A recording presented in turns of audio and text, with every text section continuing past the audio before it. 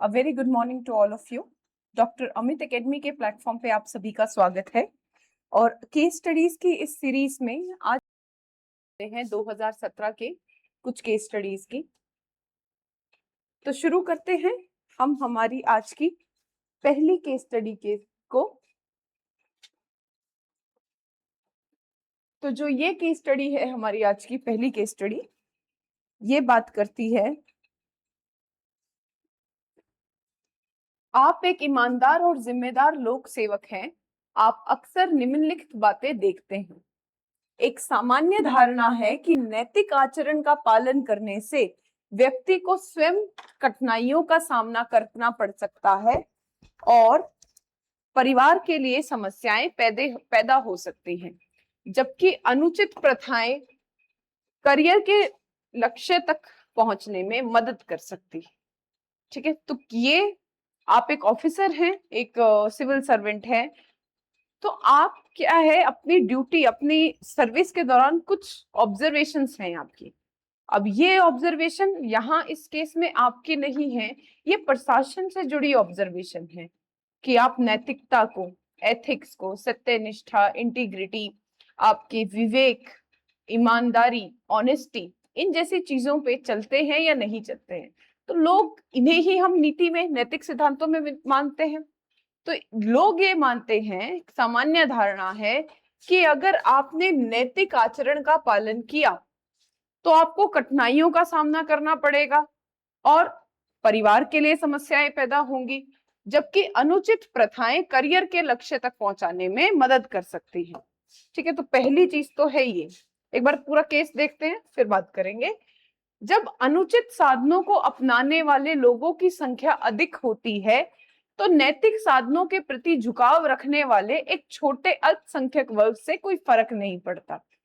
अगला है, नैतिक साधनों पर टिके रहना व्यापक विकासात्मक लक्ष्य के लिए हानिकारक है। हालांकि कोई बड़े अनैतिक कार्यों में शामिल नहीं हो सकता, लेकिन छोटे उपहार देना, छोटा मोटा चाय पानी और स्वीकार करना व्यवस्था को अधिक कुशल बनाता है। तो उपरोक्त कथनों का गुण और दोष के साथ परीक्षण करें, यानी कि स्पष्टीकरण देना है कि क्या आधार है जिसके मतलब क्या वो है कमेंट है जिसके बेसिस पे आप ये कह सकते हो कि ये कथन सही है या ये कथन गलत है। तो इनके गुण और दोष हमें बताने हैं। चलिए पहले पे आते हैं, पहले इसे थोड़ा समझते हैं कि नैतिक आचरण का पालन करने से व्यक्ति को स्वयं कठिनाइयों का सामना करना पड़ता है, परिवार को समस्याएं पैदा होती है। अब यहाँ इससे मतलब ये है, जो ये पहला कथन है कहीं ना कहीं ये जमीनी वास्तविकता को दर्शाता है। और कैसे ये वास्तविकता को दर्शाता है, आए दिन हम खबरों में देखते हैं, हम न्यूज में सुनते हैं, हमने कई केसेस भी ऐसे देखे हैं कि जैसे कोई ईमानदार अधिकारी है, जैसे हमने, मान लीजिए, ये क्या कथन कहना चाहता अभी आप लोगों को क्लियर हो जाएगा कि हमने कल एक केस स्टडी देखी थी जिसमें एक रोड के लिए परियोजना बजनी थी, लेकिन जो मिनिस्टर है वो ये चाहते थे कि ये रोड की परियोजना उनके घर के पास से जाए ताकि उनके फार्म हाउस का दाम बढ़ जाए। अब क्योंकि आप एक एथिकल, आप एक नैतिक अफसर हैं, तो आप मना कर देते हो कि नहीं मैं तो ऐसा नहीं करूंगा, और वही शिकायत करना और अपना कॉस्ट बेनिफिट एनालिसिस सब आप करके रखते हो। आपने अपना ड्यूटी पूरा ईमानदारी से किया, पर मान लीजिए कि आपको कर दिया ट्रांसफर। अब आपने तो कहा कि अगर वहां रोड बनेगी तो किसानों से उनकी भूमि ली जाएगी, वनों की कटाई होगी, ऐसा करने से संस्था पे भी वित्तीय का अतिरिक्त दबाव पड़ेगा। पर आपका ट्रांसफर हो गया और आप जो पहले, मान लीजिए कि उत्तर प्रदेश के लखनऊ में थे, अब आपकी पोस्टिंग कर दी है कहीं किसी दूर दराज के नॉर्थ ईस्टर्न बॉर्डर स्टेट में। वहीं एक दूसरा अधिकारी आता है और आपके पास आकर वो अधिकारी आपके स्थान पर आके उस परियोजना को पास कर देता है, और भूमि की कटाई या चाहे जो वनों की कटाई या जो भी चीजें हैं वो सब होती हैं। तो जो आप हो, जो वहां बैठे हुए हैं, आपके पीछे आपका परिवार है जिसे आपको देखना है। मान लीजिए कि उस परिवार में आपकी एक माता जी हैं जिन्हें कैंसर हो रखा है, आपके बच्चे हैं जो स्कूल जाना चाहते हैं, लेकिन जिस जगह पे, जिस जिले में आपकी पोस्टिंग हुई वहां स्कूल की शिक्षा की उतनी अच्छी व्यवस्था नहीं है। तो तब आपके मन में क्या आएगा? तो जब आपके मन में जो धारणा आएगी, वही धारणा से ये पहली स्टेटमेंट, पहला वाक्य उपजा है। और इसके उदाहरण हम देखते हैं अशोक खेमका सर के रूप में, टीएन सेशन सर के रूप में। अशोक खेमका आईएएस ऑफिसर, अपने 35 साल के करियर में 50 से भी ज्यादा बार उनकी ट्रांसफर हुई है। और सब जानते हैं कि ये ट्रांसफर कोई प्लम पोस्टिंग नहीं होती है, ये प्यूनिटिव पोस्टिंग्स होती है। तो वहीं से ये फर्स्ट स्टेटमेंट निकलती है। तो अब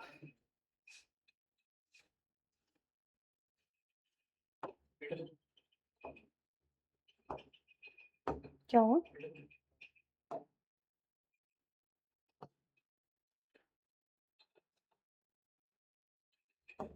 एक मिनट दीजिए, इसको शुरू करते हैं।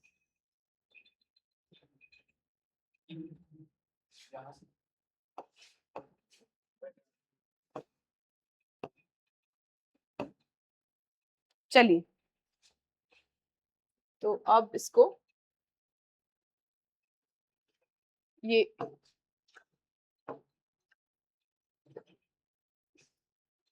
एक बार इसको करके भी,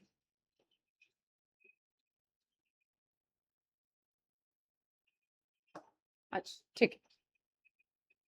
चलिए, तो अब पहले इसको केस स्टडी को देखते हैं।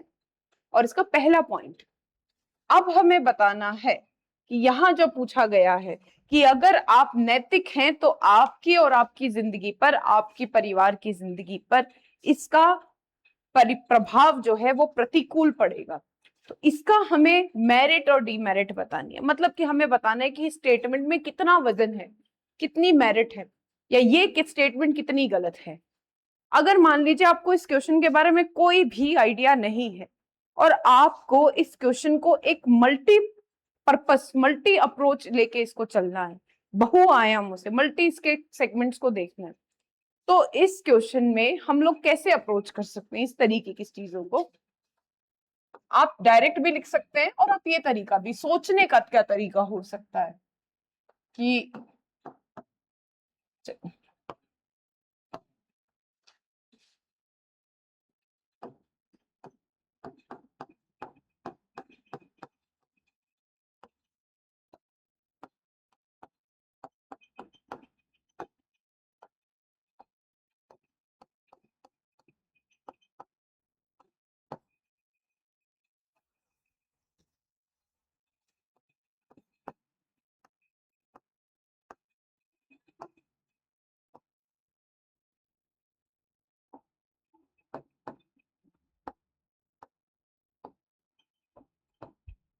ये विभिन्न आयाम हैं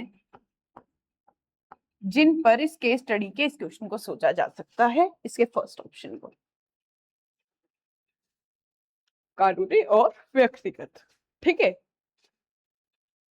तो यहां देखिए, मेरिट या गुण और दोष डीमेरिट। आपसे ये कहा गया है कि अगर आप नैतिक हैं तो आपको सजा मिलेगी, और अगर आप नैतिक नहीं हैं तो आपके परिवार का इससे भला होगा, आपके स्वयं का इससे भला होगा, मतलब आपका परिवार संरक्षित रहेगा। तो हम कह सकते हैं आर्थिक आधार इसका क्या है कि आपको तत्काल व्यक्तिगत लाभ मिल सकता है,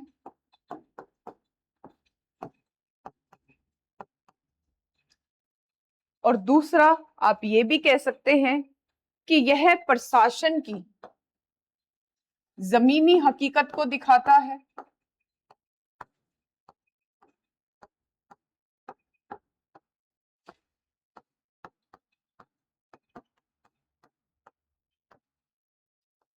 जैसे हमने उदाहरण यहाँ पे यूज करे थे अशोक खेमका सर का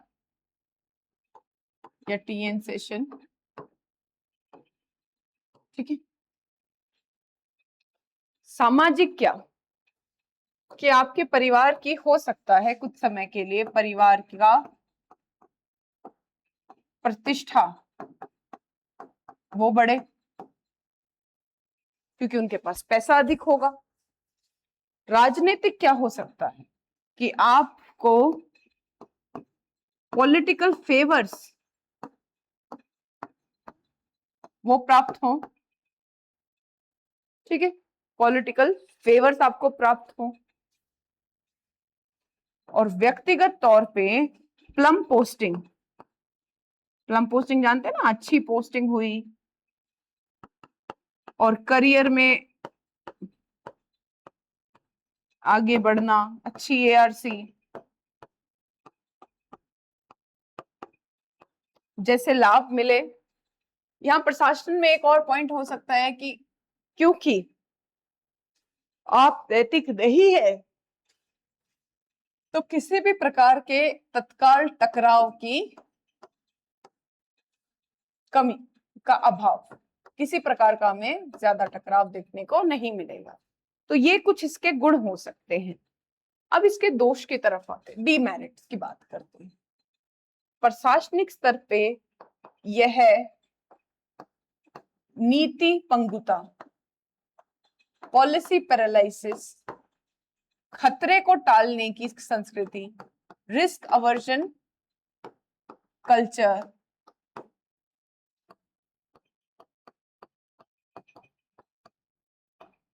को दर्शाता है। दूसरा, व्यक्तिगत रूप पे आपको अल्पकालीन लाभ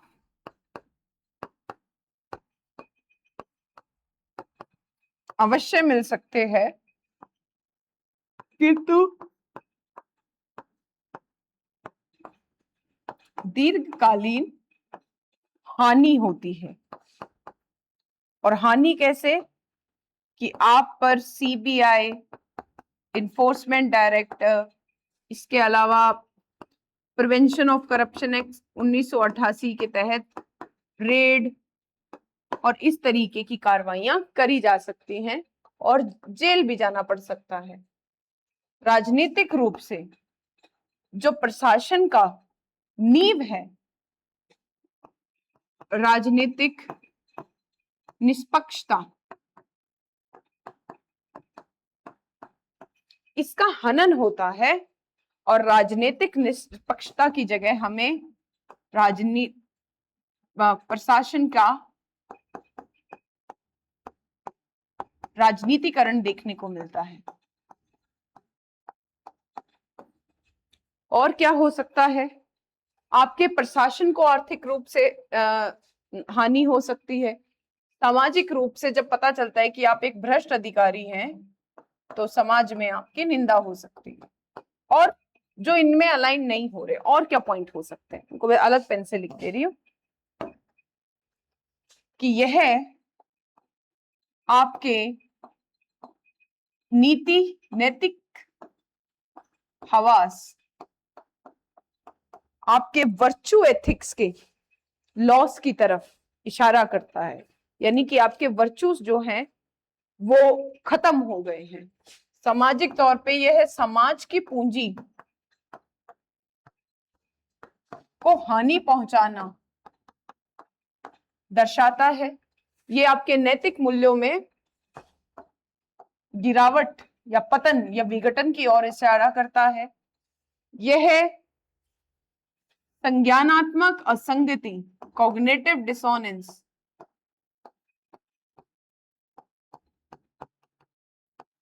को दर्शाता है। और इसके अलावा ये जो द्विभाजन है कि अगर आप नैतिक हैं तो आप गरीब होंगे, ये गलत है। ऐसा कुछ नहीं होता है। सरकार आपको बकायदा प्रॉपर सैलरी देती है, सुविधाएं दी जाती हैं। उदाहरण स्वरूप ई श्रीधरन, हम इनका उदाहरण यहाँ इस्तेमाल कर सकते हैं। और इसके अलावा क्या हो सकता है, आप सबने पढ़ा है, ये हम कई जगह यूज कर चुके हैं, सुखवादी प्रवृत्तियां,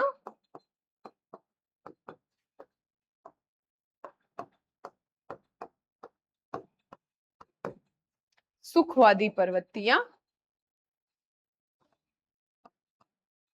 फिसलन भरा रास्ता है।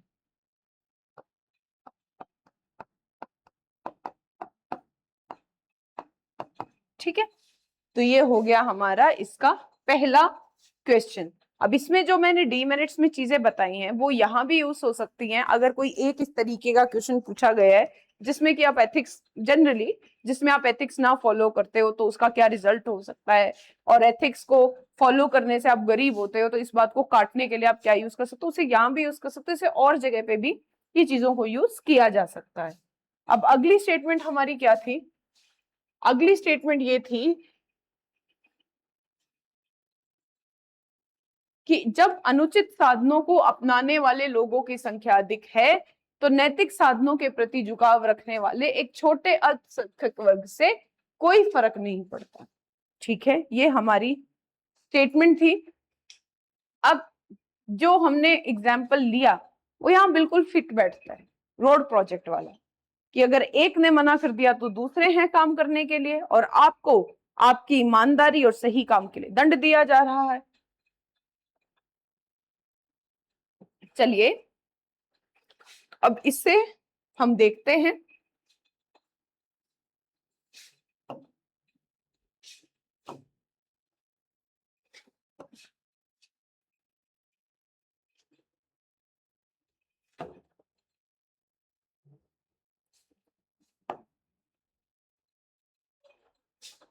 ये है कि जब सारी दुनिया अनैतिक है तो कुछ लोग अगर नैतिक हो भी गए तो उससे क्या फर्क पड़ेगा। बेसिकली ये वही स्टेटमेंट है।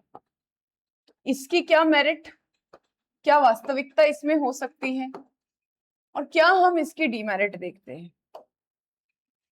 हम ये कह रहे हैं कि अगर पूरी दुनिया गलत है तो हम सही भी हो गए तो क्या फर्क पड़ेगा। तो ये बात, पहले इसकी डीमेरिट्स की बात कर लेते हैं। ये बात गलत है, इस बात में कुछ दोष है। और क्या दोष है इसमें? कि जो इतिहास है वो उदाहरणों से चलता है। हिस्ट्री जो है it is led by example. तो हम यहाँ कह सकते हैं, जो शब्द इसके लिए हम इस्तेमाल कर सकते हैं वो है प्रजयवादी भ्रांतियां। ये कह देना कि जब कहते हैं ना हमाम में सब नंगे, यानी कि जब सब भ्रष्ट हैं, पूरी तरीके से समाज में भ्रष्टाचार फैला हुआ है, तो हम अगर ईमानदार हो भी गए, मेरे एक के ईमानदार होने से क्या होता है, यह है प्रजयवादी भ्रांति है। ये दिखाता है कि आपने हार मान ली है। ये एक फटीक की ओर इशारा कर रहा है, क्योंकि वास्तविकता ये है कि जो लोग उदाहरण बन के चलते हैं वही लोग इतिहास में अमर हो जाते हैं। इतिहास उदाहरणों से चलता है और हम हमेशा उदाहरण यहाँ पे दुर्गा शक्ति नागपाल का भी दे सकते हैं, अशोक खेमका का भी देख सकते हैं। अब देखिए कितने ही आईएएस ऑफिसर्स हैं और हमने कितनों के नाम यहाँ पे लिए हैं। तो जो लोग अपनी इंटीग्रिटी को बनाए रखते हैं उन्हें इतिहास हमेशा याद रखता है और उन्हें समाज हमेशा याद रखता है, और वो अपने आने वाले जो युवा पीढ़ी है उसके लिए भी हमेशा एक उदाहरण का काम करते हैं, और वो एक उदाहरण के द्वारा ही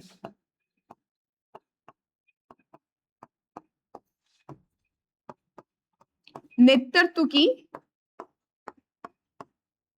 मिसाल कायम करते हैं। उदाहरण द्वारा नेतृत्व की मिसाल कायम करते हैं।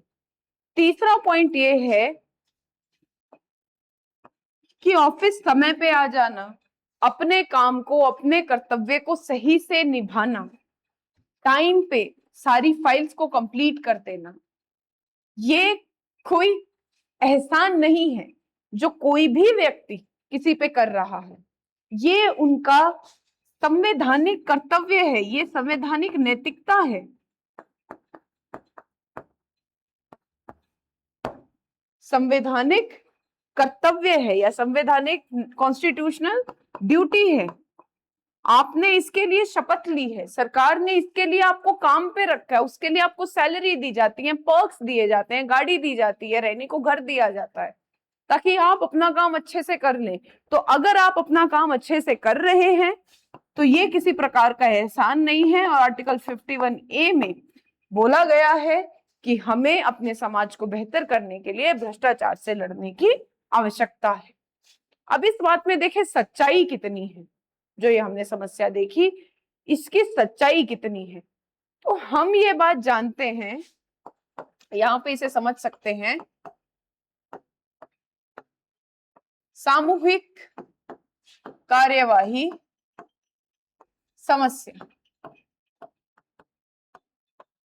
अब कुछ लोग ईमानदार होकर भी क्या कर सकते हैं, उससे क्या फर्क पड़ जाएगा, क्योंकि हमारे यहाँ समाज में सामूहिक कार्यवाही की समस्या है। सामूहिक कार्यवाही समस्या, ये समस्या क्या कहती है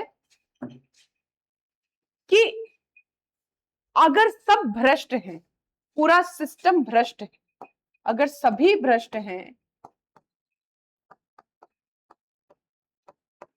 तो जो एक ईमानदार है वह पिस जाता है। तो एक ईमानदार को सजा मिलती है। दूसरा जो हम यहाँ इस बात के तथ्य को स्पष्ट कर सकते हैं या जस्टिफाई कर सकते हैं जिस चीज से, वो ये है कि क्योंकि जब सभी भ्रष्ट हैं तो इसके कारण जो युवा सर्विस में आते हैं उनका मनोबल गिरता है,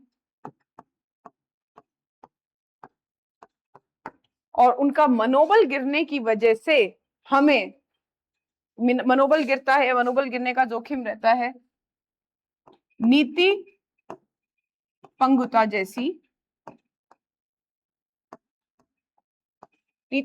जैसी समस्याएं देखने को मिलती हैं। तीसरा,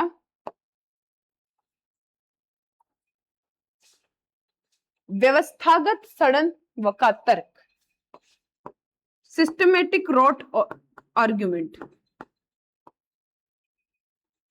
व्यवस्थागत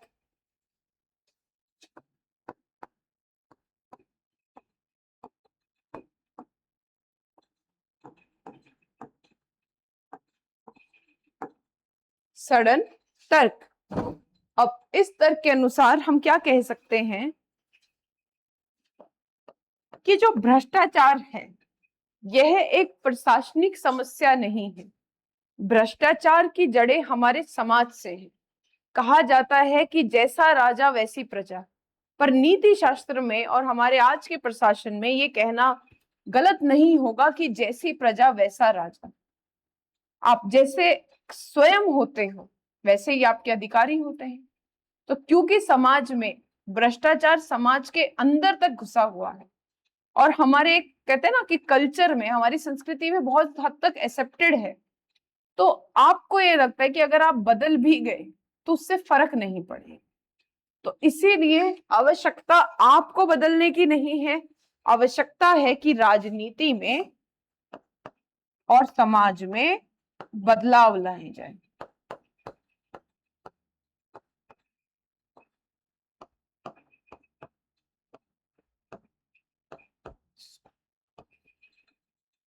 राजनीति में और समाज में बदलाव लाए जाए। ठीक है, अब इसका सी पार्ट देखते हैं।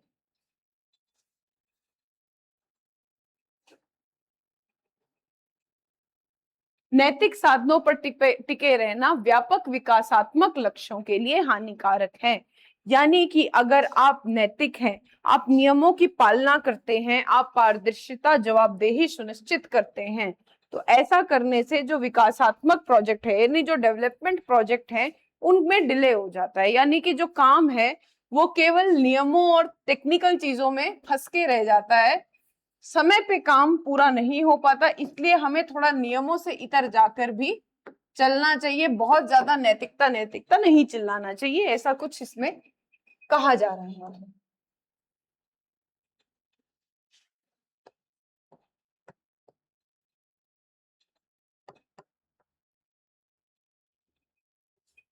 तो सबसे पहले मेरिट, इसमें जो हम देख सकते हैं, यानी कि मेरिट का यहाँ क्या मतलब हुआ कि हाँ, हम ये सिद्ध कर रहे हैं कि अगर आप नैतिक नहीं हैं या आप अगर नैतिक हैं तो विकास के काम बाधित होते हैं।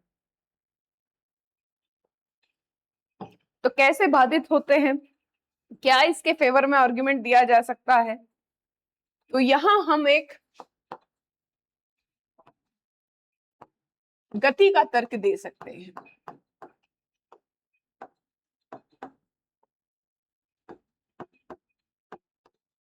यानी कि स्पीड का आर्गुमेंट, कि अगर काम को स्पीडली पूरा करना है, टाइम से पूरा करना है, तो नियमों की सख्त अनुपालना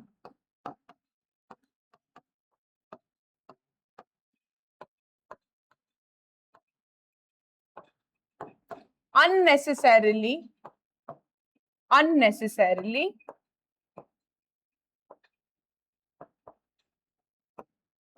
डिले करती है प्रोजेक्ट्स में, योजनाओं में। दूसरा पॉइंट यहां पे क्या हो सकता है? दूसरा पॉइंट ये हो सकता है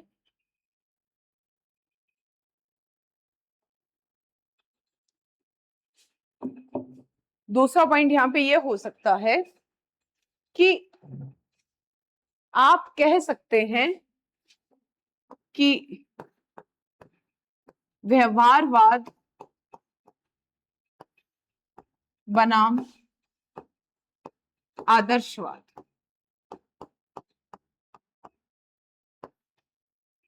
यहां व्यवहारवाद बनाम आदर्शवाद का अर्थ है कि आदर्शवाद कहता है कि हर नियम की अनुपालना होनी चाहिए और तभी कोई परियोजना, यहाँ पे जैसे डेवलपमेंट प्रोजेक्ट की बात हो रही है, वो पास होनी चाहिए, उसका क्रियान्वयन होना चाहिए। पर व्यवहारवाद क्या कहता है? व्यवहारवाद ये कहता है कि जो गरीब आदमी है वो पूरी प्रक्रिया का इंतजार नहीं कर सकता। गरीब पूरी प्रक्रिया के पूरे होने का इंतजार नहीं कर सकता, उसे आज ही वस्तुओं की और सेवाओं की आवश्यकता है।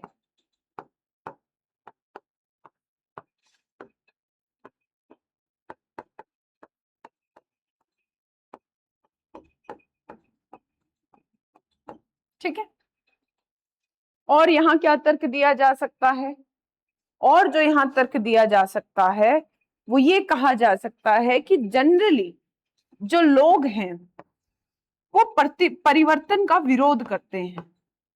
अगर आप नैतिक हैं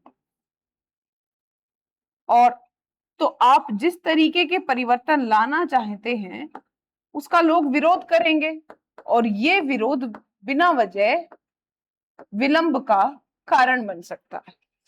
तो ये कुछ बातों से हम इसकी मेरिट से, इसके गुण बताते हैं कि हाँ, बात में दम तो है, हम ऐसा कह सकते हैं।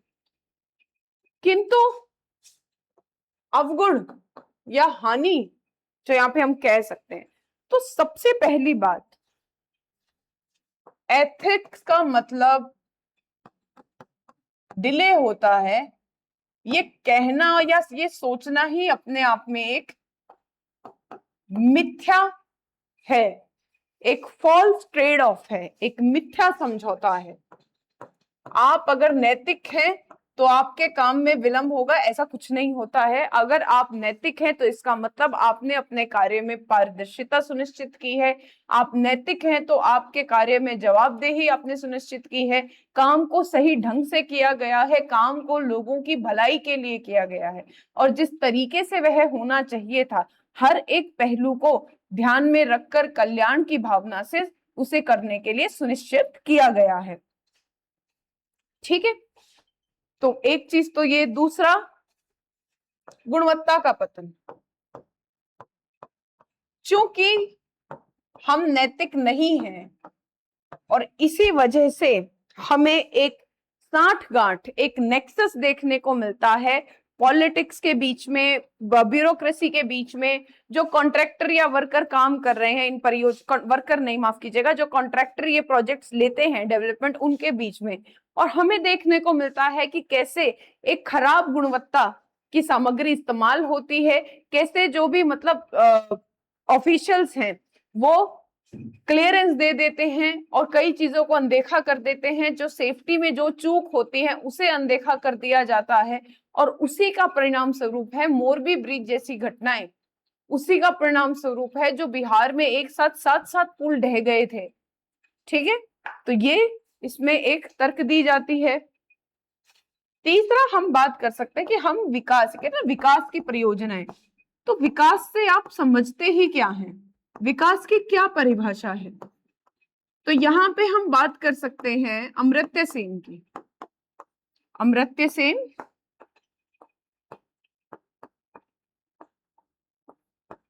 और इन्होंने कौन सी अप्रोच दी थी?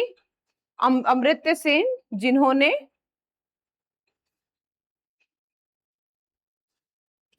कैपेबिलिटी अप्रोच, क्षमता दृष्टिकोण दिया था। और ये क्या कहते हैं कि सही विकास का अर्थ है लोगों के पास क्षमता में विकास होना और उनके पास स्वतंत्रता होना, उनके पास विकल्प होना, ताकि वह चुनाव कर सके। अगर एक गरीब को एक ऐसा पुल दे दिया जाए जिस पुल से गिर के उसकी मृत्यु हो जाएगी, किंतु वह पुल जिस नदी पे बना है अगर वह पुल पे नहीं गया तो नदी में डूब के उसकी मृत्यु हो जाएगी, तो क्या आप ये कह सकते हैं कि उस गरीब के पास कोई विकल्प है? तो सच्चा विकास वो है जो लोगों के हाथ में विकल्प देता है और उन्हें सक्षम बनाता है। इसके लिए विकास का नैतिक होना, जो विकास जो करता है उसका नैतिक होना, दोनों चीजें बहुत ही आवश्यक हैं।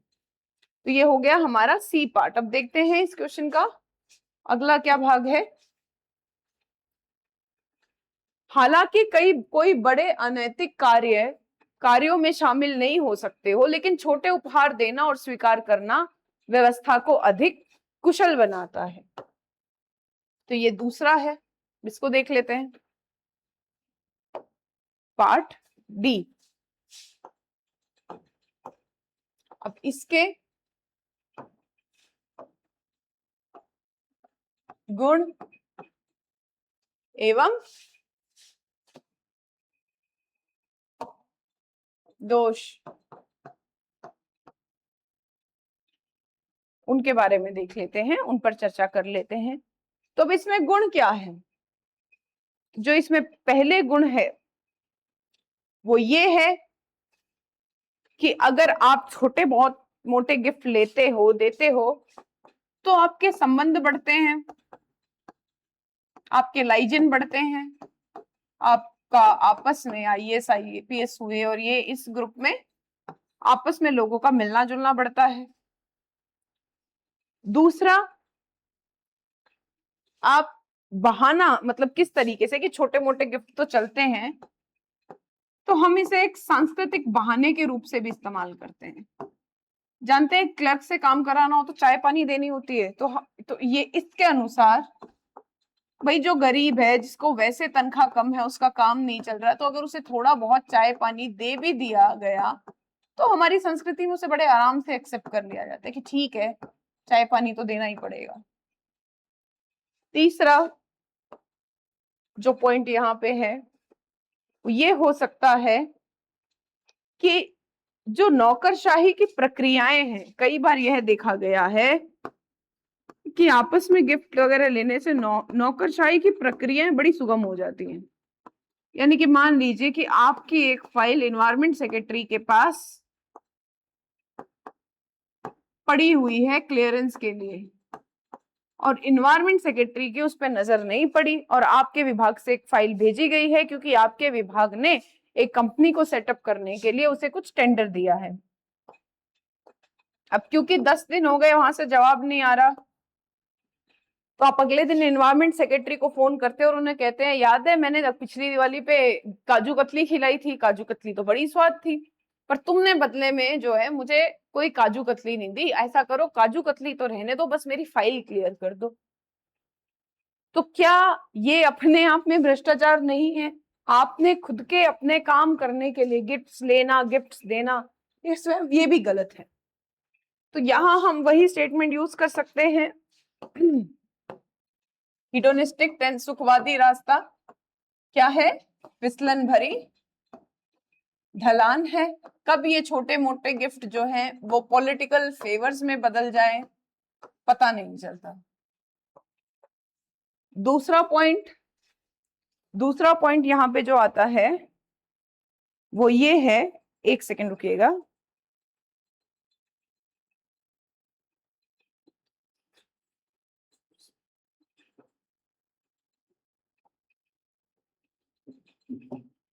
जी, जो दूसरा पॉइंट यहाँ पे आता है वो पॉइंट ये है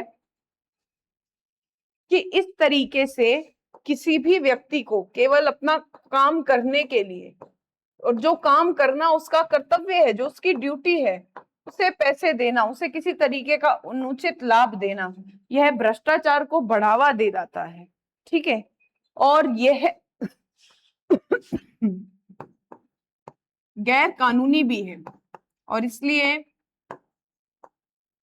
प्रिवेंशन ऑफ करप्शन एक्ट, भ्रष्टाचार विरोधी अधिनियम के तहत आता है। और अंत में चलकर यह व्यवस्थागत अक्षमता, सिस्टमेटिक इनएफिशिएंसी, सिस्टमेटिक अदक्षता, व्यवस्थागत अक्षमता को जन्म देता है कि जब तक चाय पानी नहीं पिलाई जाएगी, जब तक काजू कतली नहीं खिलाई जाएगी, तब तक जो बाबू हैं वो चलेंगे ही नहीं, जब तक वो काम ही नहीं करेंगे। ठीक है, तो ये इसकी कुछ डीमेरिट्स हो सकती हैं। चलिए केस स्टडी पर आते हैं, देखते हैं यहाँ पे क्या दिया हुआ है। तो सबसे पहला तो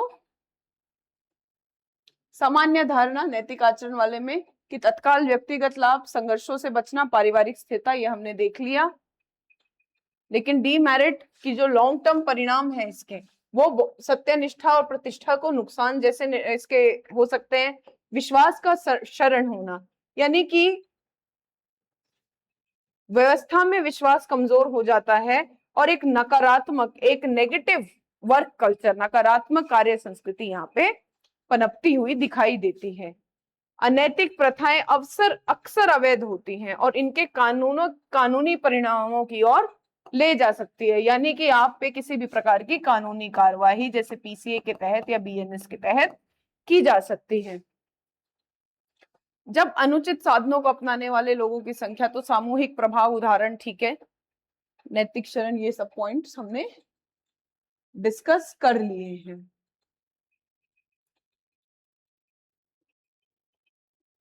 चलिए आते हैं आज की हमारी, अब बात करते हैं आज की दूसरी केस स्टडी की।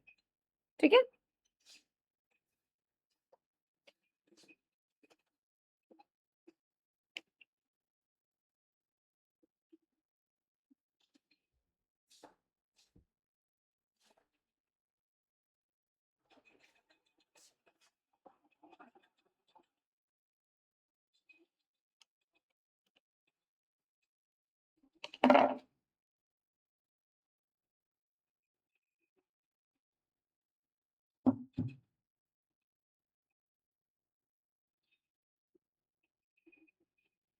चलिए अब बात करते हैं और आते हैं दूसरी केस स्टडी पे।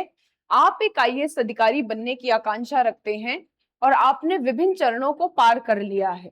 तो अब आपका इंटरव्यू है। साक्षात्कार के दिन आयोजन स्थल के रास्ते में आपने एक दुर्घटना देखी जहां आपके रिश्तेदार, जो एक माँ और एक बच्चा है, वो बुरी तरह घायल हो गए थे। उन्हें तत्काल सहायता की आवश्यकता है। ऐसी स्थिति में आप क्या करेंगे? तो ये आपके पास एक एथिकल डिलेमा है। तो जब ऐसे क्वेश्चन को हमें डील करना है तो डायरेक्टली इस क्वेश्चन में आप अपना आंसर यहां से शुरू कर सकते हो कि जो ये केस स्टडी है, यह केस स्टडी व्यक्तिगत महत्वाकांक्षा बनाम मानव जीवन के बीच के टकराव को दर्शाती है। और ऐसी परिस्थिति में मेरा जो कर्तव्य होगा वो यही होगा कि मैं इंटरव्यू छोड़कर और पहले व्यक्ति को, जो माँ और बच्चे हैं, जो कि मेरे रिश्तेदार भी हैं, उनकी सहायता करूंगा। कैसे आप सहायता कर सकते हैं इसको देखते हैं। तो आप फर्स्ट लाइन में लिख सकते हैं कि मैं इंटरव्यू देने नहीं जाऊंगा और मैं सहायता करूंगा। ठीक है, यहां पे आप कह सकते हैं कि मैं तत्काल मदद को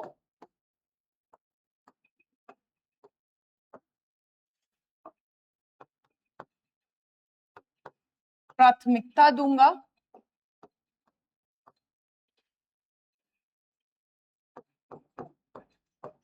और ये प्राथमिकता आपकी ओर से कैसी दी जाएगी? तत्काल मदद को प्राथमिकता कि मैं 108 एम्बुलेंस, तुरंत एम्बुलेंस को कॉल करूंगा। अगर एम्बुलेंस को आने में किसी प्रकार का विलंब हो रहा है तो आसपास अगर कोई अन्य साधन है उसका उपयोग करके घायलों को अस्पताल लेके जाऊंगा और वहां पे भर्ती कराऊंगा, पहली चीज। दूसरी चीज आप क्या कह सकते हैं? दूसरा, पुलिस को इंफॉर्मेशन देना, पुलिस को जानकारी दूंगा।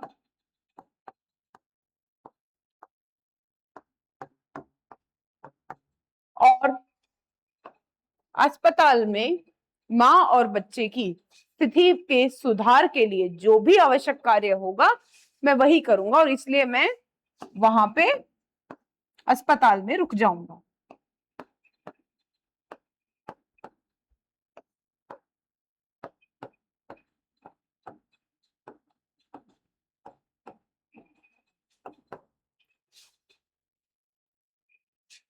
ये जरा देखना, रुकूंगा शायद ऐसे ही लिखते हैं, रुकूंगा।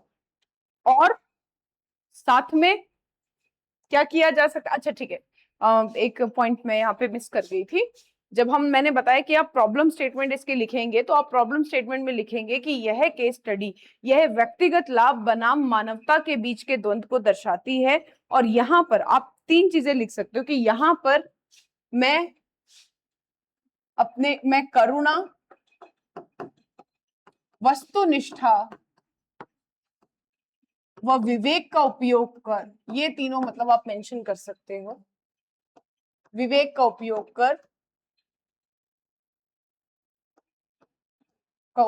कर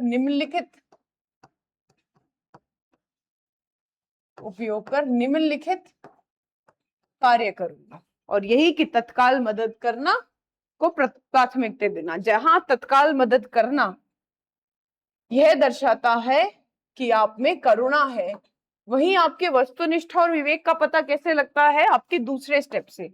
और आपका दूसरा स्टेप क्या है? स्टेप है यूपीएससी में जानकारी देना। तो दूसरा आपका कदम क्या हो सकता है कि आप यूपीएससी में जानकारी देंगे फोन या मेल के माध्यम से, और उसके साथ ही आप जो हॉस्पिटल की रसीद हैं उन्हें साक्ष्य के रूप में भी दे सकते हैं।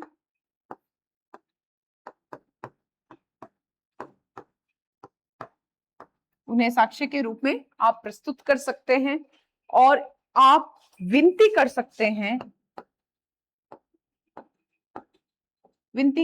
हैं लिखित में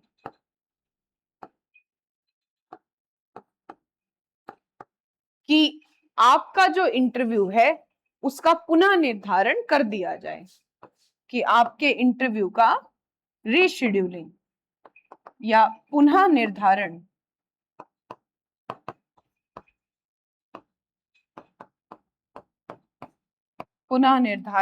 करा जाए। तो ये एक रास्ता हो सकता है।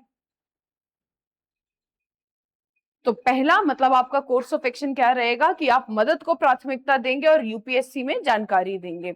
और यूपीएससी का इतिहास रहा है कि अगर आपकी जो इमरजेंसी है, इतिहास क्या रहा है कि अगर कोई इमरजेंसी है जो बहुत जेन्युइन है, जो टल ही नहीं सकती, तो ये आमतौर पे पुनः निर्धारण कर देती है।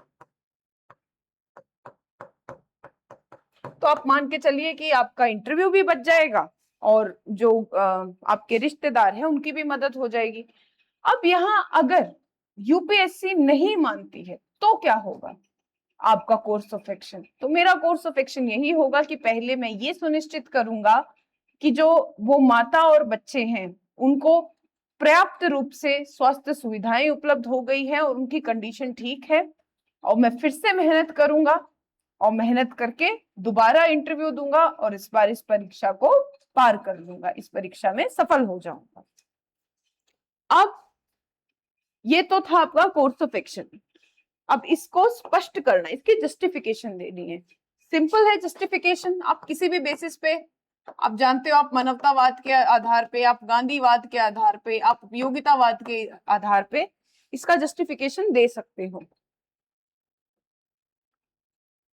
कि तो मैं यहाँ पे आपको दो चीजें बताना चाहूंगी जो आप अपने नोट्स में अपडेट कर लीजिएगा।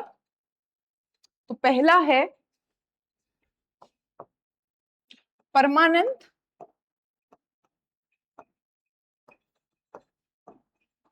काटरा केस, और दूसरा है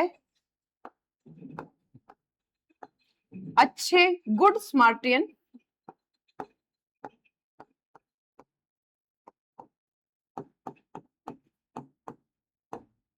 कानून। चलिए देखते हैं परमानंद काटरा केस क्या है। ये शायद 2013 या 14 के आसपास की बात है कि एक बार एक कार से एक स्कूटी की टक्कर हो जाती है, जिसमें जो स्कूटी है, स्कूटी वाला जो होता है, जो स्कूटी चला रहा होता है, उस इंसान की बहुत बुरी तरीके से उसे चोटें लगती है और वो इंसान बहुत बुरी तरह घायल हो जाता है। वहां आसपास जो लोग थे उनमें से एक आप हैं, मतलब यह भी समझ लीजिए कि उनमें से एक व्यक्ति वहां पे उस घायल को उठाता है और उठा के हॉस्पिटल लेके जाता है। जब वो उसे पास के निजी अस्पताल में लेके जाता है तो अस्पताल प्रशासन कुछ ना कुछ प्रोसीजरल बहाने देके कि अरे आप पहले फीस लेके आइए, पहले पुलिस को फोन कीजिए, आप पहले इतने पैसे जमा कराइए, आप पहले मान लीजिए कि इलाज के लिए 1 लाख रुपए जमा कराइए। जो लेके गया है वो खुद बहुत गरीब है तो वो इलाज के 1 लाख रुपए जमा नहीं करवा पाता, या इस तरीके की और कुछ, मतलब कुछ भी बहाना करके वो उस एक्सीडेंट केस को लेने से मना कर देते हैं और उसे कहते हैं कि आप दूसरे हॉस्पिटल जाइए। अब जो दूसरा हॉस्पिटल है वो वहां से 20 किलोमीटर दूर होता है और जो स्कूटी वाला व्यक्ति है उसकी रास्ते में ही मौत हो जाती है। अब ये केस मीडिया में बहुत हाईलाइट होता है, बहुत उठता है, और तब परमानंद कटारा नाम के एक सोशल एक्टिविस्ट, समाज सेवी, वो सुप्रीम कोर्ट में एक PIL, public interest litigation, file करते हैं। और इसके तहत सुप्रीम कोर्ट क्या निर्णय देती है? सुप्रीम कोर्ट 3 महत्वपूर्ण निर्णय देती है और वो कहती है कि आर्टिकल 21 में जो जीवन का अधिकार है,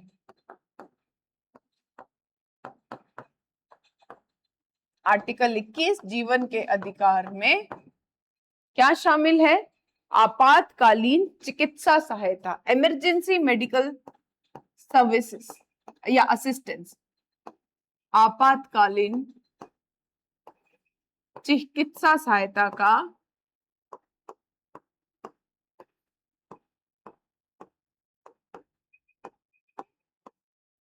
अधिकार शामिल है, पहली चीज। दूसरी चीज इस केस के तहत क्या कही जाती है कि सर्वोपरि धर्म, चाहे वो अस्पताल हो, चाहे पुलिस हो, या सर्वोपरि जो कर्तव्य है वो है मानव के जीवन की रक्षा करना। तो आप फीस और बाकी फॉर्मेलिटी बाद में कर सकते हैं, आपको सबसे पहले मानव जीवन की रक्षा करनी है। तो 2013-14 के आसपास ये केस आता है, उसके अंदर ये गाइडलाइंस जो है ये दी जाती हैं। लेकिन फिर भी तब भी लोग, हम आज भी देखते हैं कि अगर किसी का एक्सीडेंट हो गया है, कोई ऐसी समस्या सामने आ गई है, तो लोग मदद करने से घबराते हैं। और तब 2016 में सुप्रीम कोर्ट और ministry of road and transportation, ठीक है, सड़क एवं परिवहन मंत्रालय, वो कुछ लॉ, एक गुड स्मार्टियन कानून पास करता है और उसमें कुछ गाइडलाइन दी जाती हैं जो कि अनिवार्य होती हैं, जो कि बाइंडिंग होती हैं। और ये गाइडलाइन क्या है? इसमें ये कहा गया है कि जो व्यक्ति जो कि मदद करता है उसे स्मार्टियन कहा गया है। जो व्यक्ति एक्सीडेंट के समय दूसरे व्यक्ति की मदद करता है, ऐसे को पुलिस किसी भी प्रकार से, पुलिस जो है उसका उत्पीड़न या हैरेसमेंट नहीं कर सकती। ठीक है, पुलिस द्वारा उसका उत्पीड़न नहीं किया जाएगा या फिर उसे किसी भी तरीके से परेशान नहीं किया जाएगा। दूसरा इसमें कहा गया है कि अस्पताल जो इस तरीके के केस हैं, एक्सीडेंट केस, उन्हें किसी भी आधार पर लेने से मना नहीं कर सकते। तीसरा कि यदि कोई स्मार्टियन स्व इच्छा से गवाह बनने को तैयार है, अपनी मर्जी से गवाह बनने को तैयार है, तो उससे जो भी परीक्षण करना है, एग्जामिनेशन करना है या जो भी जांच करनी है, वो केवल एक बार की जा सकती है, वो केवल एक बार की जा सकती है। ठीक है, तो ये, और चौथा यहाँ पे कहा गया कि जो स्मार्टियन है उस पर किसी भी प्रकार की कोई भी आपराधिक, क्रिमिनल या सिविल, कोई भी क्रिमिनल या सिविल दायित्व नहीं होगा। और क्या कहा जा सकता है, और इसमें कहा गया है कि जो भी ऐसे सहायता करता है उसे 5,000 रुपए का इनाम और एक सर्टिफिकेट, प्रशंसा पत्र, वह सरकार की तरफ से दिया जाएगा। तो हम कह सकते हैं जस्टिफिकेशन पहले कि हम परमानंद काटरा केस की गाइडलाइंस को फॉलो कर रहे हैं, हम गुड स्मार्टियन कानून को मान रहे हैं।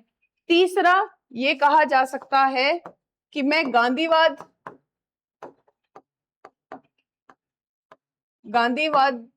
की अनुपालना कर रहा हूं, क्योंकि गांधीवाद क्या कहता है, गांधी जी क्या कहते हैं कि दूसरे की सेवा में स्वयं को खो जाना ही परम धर्म है। ठीक है, और इसके अलावा मैंने और क्या बताया था, जैसे कि आप बोल सकते हैं कि आप अपने मानवीय दायित्व को, अपने जो ह्यूमैनिटेरियन ऑब्लिगेशंस हैं, उनको पूरा करने के लिए ये निर्णय ले रहे हैं। आप उपयोगितावाद की संकल्पना से प्रभावित हैं, आप विवेकानंद के मानव सेवा परमो धर्म इस संकल्पना की अनुपालना करते हैं, या सर्विस ऑफ मैनकाइंड की अनुपालना आप करते हैं। तो ये कुछ आप पॉइंट अपने एग्जाम में यूज कर सकते हैं। चलिए अब देखते हैं।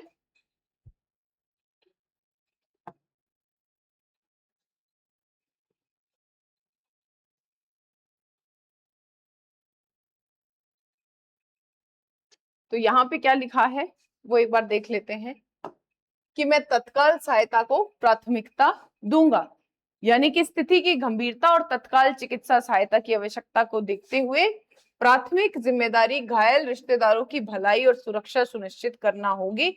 इसलिए मैं दुर्घटना स्थल पर रुककर अपनी क्षमता के भीतर कोई भी आवश्यक जो भी सहायता होगी वो प्रदान करूंगा, और इसके लिए मैं 108 आपातकालीन सेवाओं को कॉल करूंगा और उन्हें घटना के बारे में सूचित करूं। ठीक है, इसके अलावा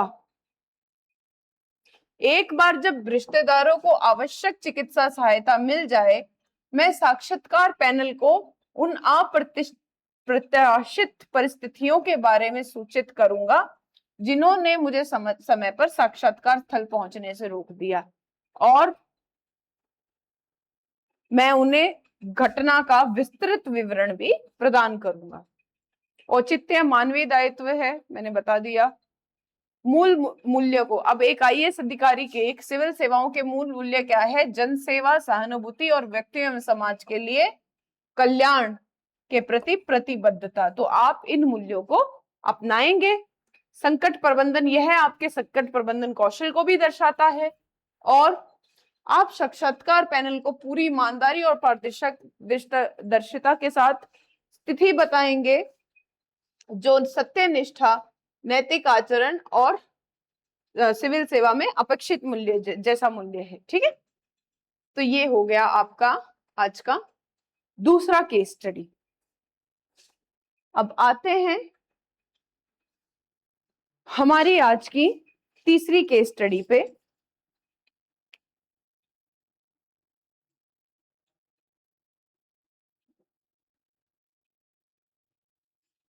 बात करते हैं आज की तीसरी केस स्टडी की।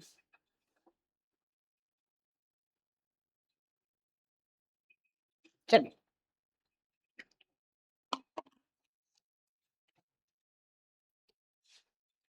आप एक संगठन के मानव संसाधन विभाग के प्रमुख हैं। एक दिन ड्यूटी के दौरान एक कर्मचारी की मृत्यु हो जाती है और उसके परिवार मुआवजे की मांग कर रहा था। तो बेसिकली ये वही केस स्टडी है जो हमने देख ली है, इसलिए हम यहाँ इसे तो बहुत ब्रीफ में देखेंगे। सेम ऐसी केस स्टडी हम पहले भी कर चुके हैं। याद है कि वो जो ड्राइवर है उनकी डेथ हो जाती है परिवहन मंत्रालय में, परिवहन विभाग में, सॉरी, और आपको ये डिसाइड करना था कि उसे मुआवजा देना है कि नहीं। ये भी कुछ कुछ ऐसी ही केस स्टडी है। तो आप एक संगठन के मानव संसाधन विभाग के प्रमुख हैं। एक दिन ड्यूटी के दौरान एक कर्मचारी की मृत्यु हो गई। ठीक है, तो कर्मचारी की मृत्यु हो गई। अब मृत्यु हो गई तो कंपनी के नियम ये कहते हैं कि अगर उसकी मृत्यु हो गई तो आपको उसे मुआवजा देना पड़ेगा, क्योंकि ड्यूटी के दौरान हुई है।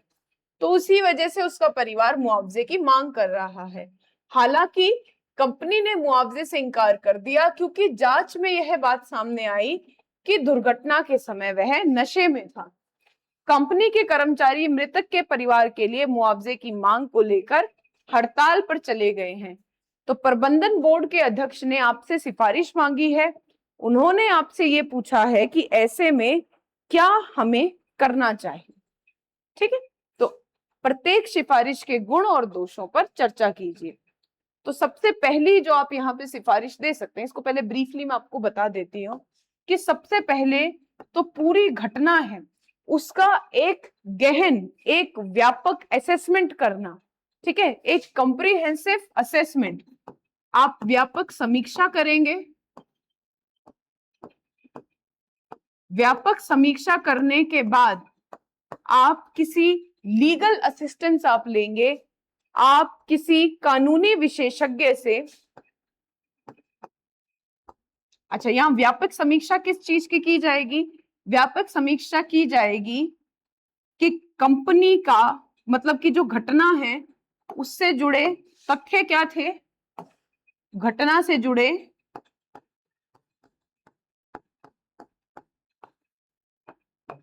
तथ्य क्या रहे हैं।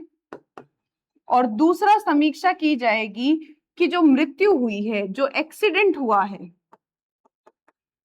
उस एक्सीडेंट में नशे का कितना हाथ है। नशे की वजह से एक्सीडेंट हुआ है या कोई और कारण रहा है जिससे ये दुर्घटना हुई है, ये एक्सीडेंट हुआ है। आप किसी कानून विशेषज्ञ से सलाह लेंगे। किस चीज के लिए? आप उससे ये जानने की कोशिश करेंगे कि कंपनी के क्या दायित्व है, क्या मोरल एब्लिगेशन है, उनके कर्मचारियों के लीगल के क्या विधिक दायित्व पड़ते हैं अपने कर्मचारियों के प्रति, और क्या कानूनी प्रतिबद्धता है जिसे पूरा करने की आवश्यकता है। दूसरी चीज, जब ये कर लेंगे आप और चीजों को अच्छे से समझ जाएंगे, तब आप क्या कर सकते हैं कि जो कर्मचारी हड़ताल पर चले गए हैं, तो कर्मचारियों के किसी रिप्रेजेंटेटिव या कर्मचारियों से संवाद स्थापित करने की कोशिश करेंगे। कर्मचारियों से संवाद स्थापित करने की आप कोशिश करेंगे, उन्हें समझाएंगे कि कंपनी का पक्ष क्या है। और इसके अलावा आप क्या कोशिश कर सकते हैं कि अन्य विकल्प, मान लीजिए मुआवजा नहीं दिया जा सकता, तो कौन से अन्य विकल्प हैं जिनका इस्तेमाल करके जो कर्मचारी है उसकी सहायता करी जा सके। और यहाँ पे आप उदाहरण स्वरूप लिख सकते हैं कि आप अनुग्रह राशि, एक्स ग्राशिया फंड, उसका इस्तेमाल कर सकते हैं। और यह अनुग्रह राशि आप CSR कोष या कर्मचारी कोष या कल्याणकारी कोष से ले सकते हैं।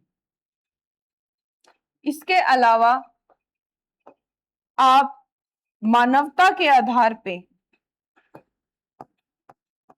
100% मानवता आधार पे परिवार के किसी अन्य सदस्य को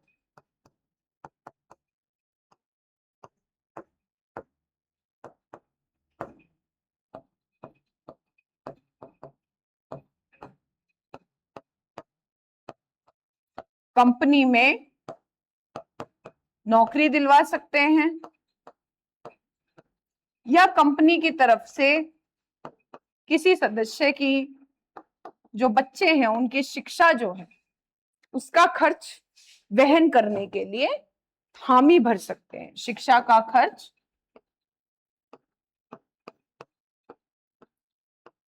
अपने नोट्स में लिखते रहिएगा साथ साथ। मुझे लगा यहाँ पे मेरिट्स और डीमेरिट्स हम PDF से डिस्कस कर लेते हैं क्योंकि बहुत ज्यादा नहीं है ऐसे सोचने वाली और दिमाग लगाने वाली, इसलिए मैंने ये यहीं पर ही कर दिया। ठीक है, तो क्या आप रास्ता चुनेंगे? सबसे पहले व्यापक समीक्षा घटना से जुड़े तथ्यों की और एक्सीडेंट में नशे का कितना हाथ है, किस वजह से एक्सीडेंट हुआ है इस चीज की। फिर आप कानूनी विशेषज्ञ से सलाह करेंगे ताकि आपको कंपनी के विधिक दायित्वों के बारे में और कर्मचारियों के प्रति उसकी जो उत्तरदायित्व है उसकी और कानूनी प्रतिबद्धता है उसकी जानकारी मिल सके। फिर आप कर्मचारियों के साथ संवाद स्थापित करेंगे और आप उन्हें समझाने की कोशिश करेंगे कि कंपनी का क्या स्टैंड है। इसके अलावा आप कंपनी को कुछ अन्य विकल्प सुझा सकते हैं जैसे कि अनुग्रह राशि, एक्स ग्राशिया फंड, जो कि CSR कोष, कर्मचारी कोष, इनसे इस्तेमाल करी जा सकती है। और आप उन्हें सही सुझाव दे सकते हैं कि मानवता के आधार पर कंपनी के किसी और सदस्य को माफ कीजिएगा, परिवार के किसी और सदस्य को कंपनी में कार्य दिया जा सकता है। इसके अलावा आप उन्हें ये भी सलाह दे सकते हैं कि शिक्षा के लिए जो खर्चा है वो वह भी वहन किया जा सकता है। ठीक है, तो आते हैं इसके पहले पॉइंट पे, व्यापक समीक्षा करना, कर्मचारी की मृत्यु से जुड़े तथ्यों और परिस्थितियों। ठीक है, कर्मचारी की मृत्यु से जुड़े तथ्य, परिस्थितियों की पुष्टि करना और यह देखना कि कर्मचारी के नशे की स्थिति सभी पहलुओं के मतलब कितनी जिम्मेदार है उसकी एक्सीडेंट की। अब इसके गुण क्या है कि आपको घटना के स्पष्ट समझ इससे हो जाएगी, पहली चीज। और दूसरा, आपको यह भी समझ आ जाएगा कि कर्मचारी के नशे ने दुर्घटना में कैसे योगदान दिया। अब दोष क्या हो सकते हैं, इसमें समय लग सकता है और यह कर्मचारियों की अपेक्षा के अनुरूप नहीं हो सकता। ठीक है, तो हो सकता है कि परिणाम कर्मचारी या मृतक के परिवार की अपेक्षा के अनुरूप ना हो। दूसरा, आप किसी कानूनी विशेषज्ञ से परामर्श लेते हैं ताकि आपको कंपनी के कानूनी दायित्व और संभावित देनदारियों का पता चल जाए। आपको कार्य संबंधी दुर्घटना के मुआवजे के संबंध में लागू कानून और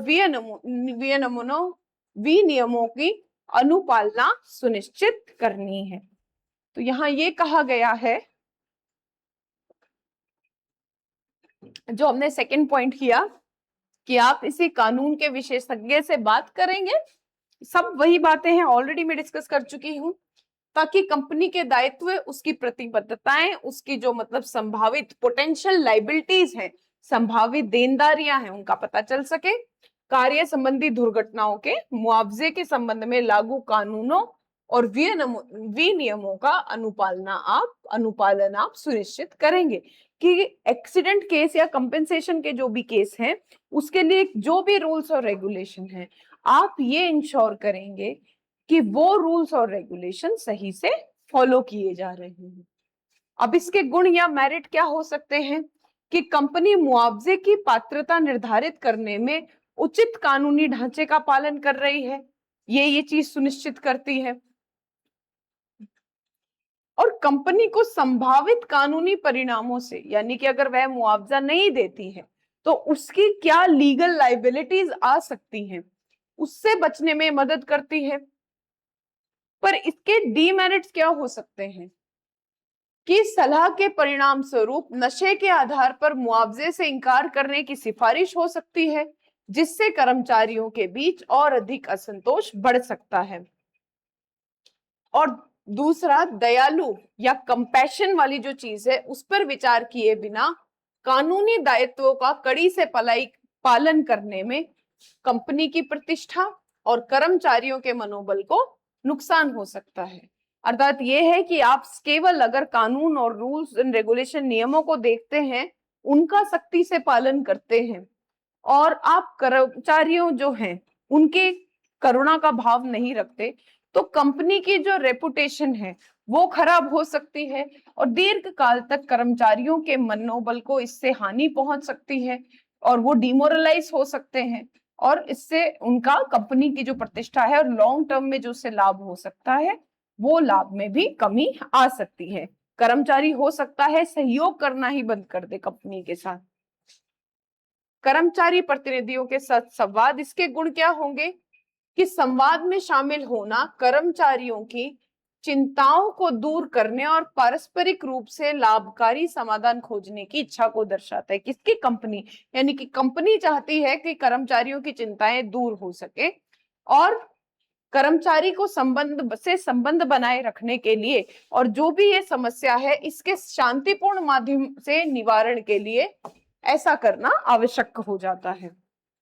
दोष क्या है कि यह किसी भी प्रकार का तुरंत समाधान नहीं हो सकता, जिससे ये हो सकता है कि जो हड़ताल है वो लंबी खिंच जाए और कर्मचारी प्रतिनिधि अपनी मांग पर अड़े रह सकते हैं, जिससे एक कहते हैं ना सेटिस्फैक्टरी सॉल्यूशन, संतोषजनक समाधान पर पहुंचना चुनौतीपूर्ण हो सकता है। वैकल्पिक सहायता क्या हो सकती है? आप क्या क्या किस तरीके की, आप औपचारिक मुआवजे से इनकार कर दें, ठीक है, लेकिन आप उन्हें अल्टरनेटिव, जैसे मैंने बताया एक्स ग्राशिया फंड या अंतिम संस्कार के लिए खर्च में सहायता या किसी प्रकार की उनको काउंसलिंग परामर्श चाहिए या कोई गवर्नमेंट मतलब स्कीम है उसके तहत उन्हें कोई लाभ दिलवा सकते हैं और उन्हें कोई और संसाधन जो चाहिए उस तक उन्हें सुविधा प्रदान की जा सकती है। इसके अलावा मैंने जो एक्स ग्राशिया अनुग्रह राशि के बारे में बताया और जॉब ऑफर, वो भी आप चाहे तो ऐड कर सकते हो। गुण क्या होंगे? यहाँ गुण ये हो सकते हैं कि औपचारिक मुआवजे से इनकार किए जाने के बावजूद वैकल्पिक सहायता उपाय प्रदान करना मृतक के परिवार के प्रति कंपनी की करुणा को दर्शाता है। दूसरा, यह कुछ हद तक उनकी मदद करने में सक्षम है, पर हो सकता है डिमेरिट्स क्या है कि जो कर्मचारी हैं वो इससे संतुष्ट ना हो और हड़ताल लंबी चल जाए और हो सकता है कि ऐसी कोई सहायता लागू करने के लिए कंपनी का बजट इंक्रीज हो जाए और इसलिए उसे अपने बजट में चेंजेस या समायोजन करने की आवश्यकता पड़े। तो ये थी हमारी आज की तीसरी केस स्टडी। अब आते हैं हमारी चौथी केस स्टडी पे।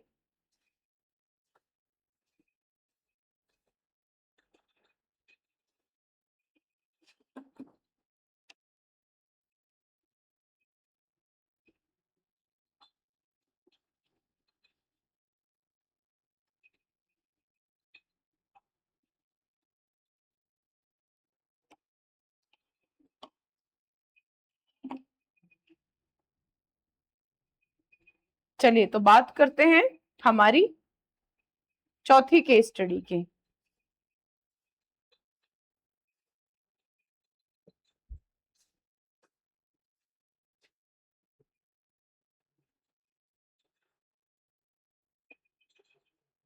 आप स्पेयर पार्ट कंपनी ए के मैनेजर हैं और आपको एक बड़ी विनिर्माण कंपनी बी के मैनेजर के साथ डील फाइनल करनी है। ठीक है, तो आप ए के मैनेजर हैं और आपको बी कंपनी के साथ डील फाइनल करनी है। यह डील अत्यधिक प्रतिस्पर्धी है और इसे पक्का करना आपकी कंपनी के लिए महत्वपूर्ण है। यानी कि एक डील होनी है और ये डील आपके लिए बहुत जरूरी है। तो डील का मिलना आपकी कैसे ड्यूटी है, न्यासी कर्तव्य है। पहली चीज,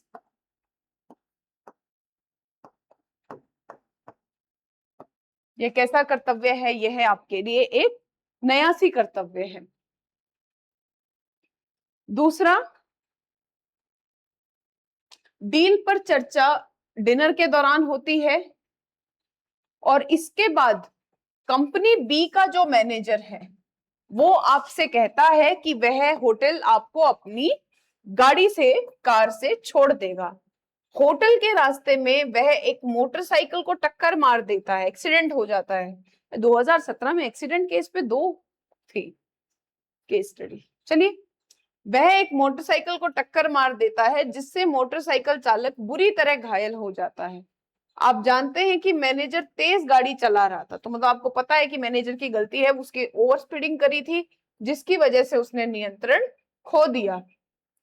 अब लेबर इन्फोर्समेंट ऑफिसर, कानून प्रवर्तन अधिकारी, एलईओ, वो आपके पास आता है और आपसे मामले की जांच, मतलब मामले में पूछताछ करने आता है, क्योंकि आप एकमात्र चश्मदीद गवाह हैं। सड़क दुर्घटनाओं से संबंधित सख्त कानूनों को जानते हुए आप जागरूक हैं कि घटना का आपका ईमानदार विवरण, कि यानी अगर आप उन्हें सच सच सब कुछ बता देंगे तो उससे मैनेजर के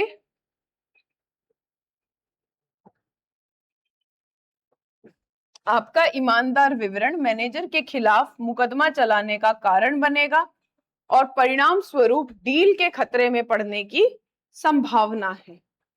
तो डील के खतरे में पड़ने की संभावना है जो आपकी कंपनी के लिए अत्यंत महत्वपूर्ण है। तो यहां आप किन दुविधाओं का सामना करते हैं और आपकी क्या प्रतिक्रिया होगी? ठीक है, तो इस केस में हम इस केस की शुरुआत इस तरीके से कर सकते हैं कि यहाँ पे हमें किस तरीके का डिलेमा या दुविधा देखने को मिल रही है। यहाँ एक तरफ तो है कि आप कानून का पालन करते हुए सच बोलते हैं एलईओ के आगे, तो ये आपकी एक जिम्मेदार नागरिक होने की आपकी कर्तव्य है, एक जिम्मेदार नागरिक होने के नाते, कि आप कानून का पालन करें और वही कानून का पालन करते हुए आप एलईओ को सब कुछ सच सच बता दें। वहीं दूसरी तरफ आप अपनी ऑर्गेनाइजेशन, अपनी कंपनी के एक कर्मचारी हैं, मैनेजर है, और कंपनी में मैनेजर होते हुए आपका कंपनी के प्रति न्यासी कर्तव्य है। और न्यासी फिड्यूशरी ड्यूटी का सिद्धांत, न्यासी कर्तव्य का सिद्धांत कई बार क्लास में डिस्कस हो गया है। वो क्या कहता है? न्यासी कर्तव्य का सिद्धांत ये कहता है कि आपकी सर्वप्रथम नैतिक व विधिक जो जिम्मेदारी है वह अपनी कंपनी के हित को पूरा करने की है। तो कंपनी का हित, कंपनी के हितधारकों का हित आपके लिए सर्वोपरि होना चाहिए। तो अब जो ए कंपनी है उसका मैनेजर फंस गया है, तो ऐसे में उसके सामने कौन कौन सी दुविधाएं हैं? तो सर्वप्रथम दुविधा तो यही है कि वह अपने एक रिस्पॉन्सिबल सिटीजन, एक जिम्मेदार नागरिक होने की अपने कर्तव्य को, अपनी ड्यूटी को निभाए, या वो एक अपने मैनेजर होने की ड्यूटी को निभाए। तो सबसे पहले कि वह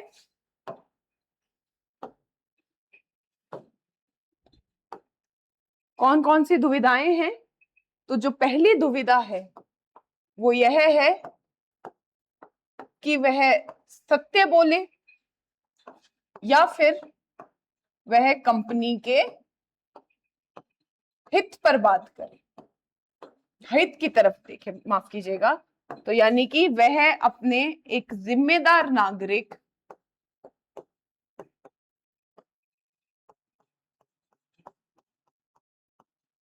होने के दायित्व को निभाए और कानून से जो एलईओ है उन्हें घटना का पूरा सच्चा एवं सटीक विवरण दे,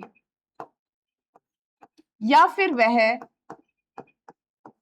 अपना न्यासी कर्तव्य देखते हुए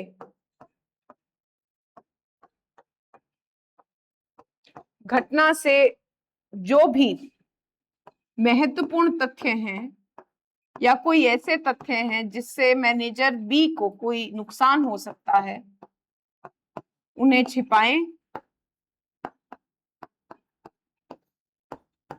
छिपाएं, और अपने लिए इस डील को पक्का कर लें।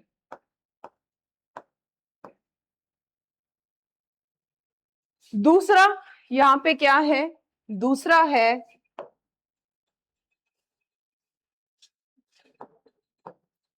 सिद्धांत बनाम संरक्षण। तो मैनेजर ए के आगे समस्या है कि वह अपने कंपनी के हित को संरक्षित करे तथा उसके साथ ही अपने स्वयं के हित को, अपने करियर को सुरक्षित करे। यह एक समस्या है, एक चिंता है। और दूसरा कि वह कानूनी सिद्धांतों की अनुपालना करे। कानूनी सिद्धांत, लॉज जो हैं कंट्री में, वो ये कहते हैं कि अगर आपने बीएनएस के तहत, भारतीय न्याय संहिता 2023 के तहत किसी भी एलईओ को, कोई भी लॉ इन्फोर्समेंट एजेंसी है, उसे आप झूठ बोलते हैं या आप कोई बात उससे छुपाते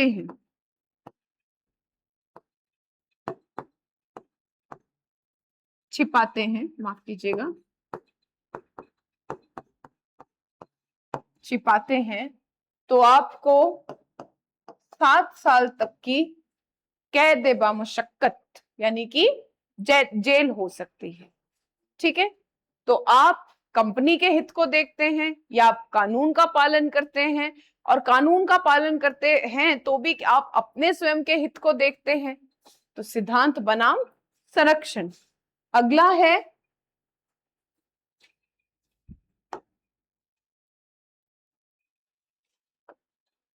सत्यनिष्ठा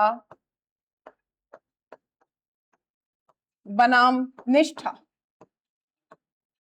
यहां मतलब इंटीग्रिटी वर्सेस लॉयल्टी। अब निष्ठा का सिद्धांत या जो ये वैल्यू है, ये बोलती है कि जिस संगठन में आप कर रहे हैं काम या जिस कंपनी में आप काम कर रहे हैं, उसके प्रति आपको कंप्लीट लॉयल्टी रखनी है। वही तो कंपनी के जो हमारे न्यासी कर्तव्य है, वो क्या मांग करते हैं?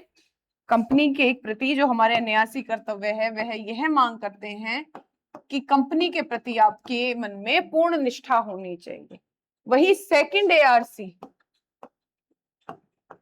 वो एक प्राइवेट कंपनी में कोई भी जो अधिकारी या कर्मचारी काम करते हैं, उनसे पूर्ण सत्यनिष्ठा की मांग करते हैं। तो आपके पास समस्या यह है कि आप कंपनी के प्रति अपनी निष्ठा निभाएं या आप अपनी स्वयं की सत्यनिष्ठा को कायम रखें। ठीक है, तो ये नैतिक दुविधाएं कुछ हैं। चलिए अब इसमें देख लेते हैं कि हमारे आंसर में, हमारी पीडीएफ में क्या दिया हुआ है। सबसे पहले एथिकल डिलेमा, नैतिक दुविधा। अच्छा, इन्होंने इस तरीके से दी है ये एथिकल डिलेमा। अब एथिकल डिलेमा क्या है कि मैनेजर दुर्घटना के बारे में सच बोलने के नैतिक दायित्व, एथिकल ड्यूटी है कि वो सच बोले और कंपनी के महत्वपूर्ण सौदे पर उसका जो भी नेगेटिव रिजल्ट पड़ेगा उसके बीच फंसा हुआ। ठीक है, तो उसका एथिकल रिस्पॉन्सिबिलिटी है कि वो सच बोले, लेकिन उसकी कंपनी के प्रति रिस्पॉन्सिबिलिटी है कि कंपनी को किसी तरीके का नेगेटिवली कुछ इंपैक्ट ना हो। तो उसके सामने ये समस्या है कि वो ईमानदारी और न्याय, वो ऑनेस्टी और जस्टिस के प्रिंसिपल को बनाए रखे, या फिर वो कंपनी के और उसके कर्मचारियों को होने वाले संभावित नुकसान के बारे में सोचे। कानूनी दुविधा क्या है? क्योंकि मैनेजर सड़क दुर्घटनाओं से संबंधित सख्त कानूनों और घटना का ईमानदार विवरण देने के कानूनी दायित्व से अवगत है, लेकिन अगर वो ऐसा करता है तो उसे पता है कंपनी बी पर मुकदमा, कंपनी बी के मैनेजर पर मुकदमा चल सकता है। तो ये दुविधा है कि भाई क्या किस वो सही विवरण दे या नहीं दे। व्यवसायिक दुविधा अब हम लोगों ने देख ली। प्रोफेशनल क्या है कि वह अपने व्यवसायिक कर्तव्य और सत्य एवं न्याय को बनाए रखने के नैतिक दायित्व के बीच में संघर्ष कर रहा है। अब संभावित प्रतिक्रियाएं क्या हो सकती हैं? ठीक है,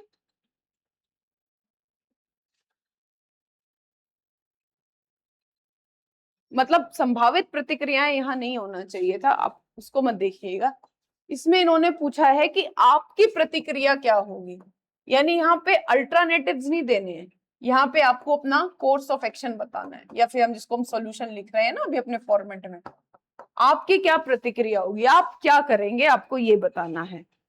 तो यहाँ पे हम ये कह सकते हैं सबसे पहले कि आप सीधा इस तरीके से लिख सकते हैं कि मैं कंपनी की डील से, कंपनी के सौदे से ऊपर, सीधा सा स्टैंड है, कंपनी के सौदे से ऊपर मैं किसे रखूंगा? मैं सत्य, निष्ठा एवं न्याय को रखूंगा। सत्य, निष्ठा, न्याय व करुणा को रखूंगा। और ऐसा करते हुए तो सबसे पहले एलईओ के भी आने से पहले आप जब आप देखते हैं कि आपके सामने ऐसा कुछ इंसिडेंट हुआ है, तो आप कहेंगे कि सबसे पहले मैं यह सुनिश्चित करूंगा कि जो मोटरसाइकिल वाला है, सबसे पहले मैं यह सुनिश्चित करूंगा कि जो मोटरसाइकिल वाला व्यक्ति है उसे तुरंत अस्पताल लेकर जाया जाए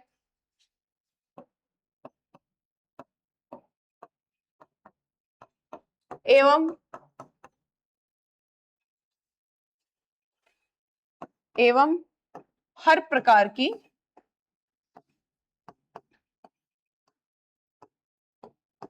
चिकित्सा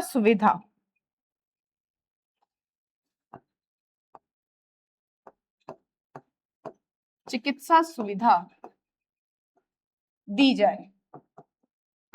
पहली केस। दूसरा, मैं एलईओ के आगे, एलईओ के सामने पूर्ण रूप से ईमानदार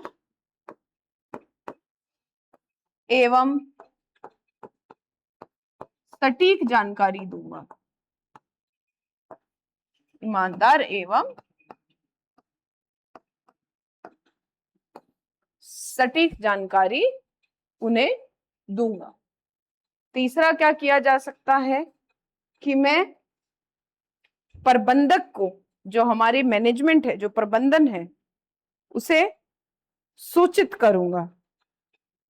एक सेकेंड।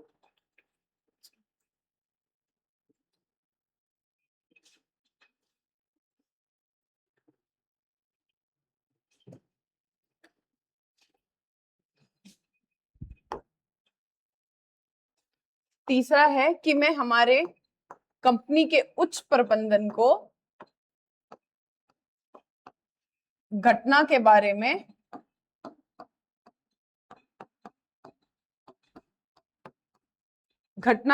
में सूचित करूंगा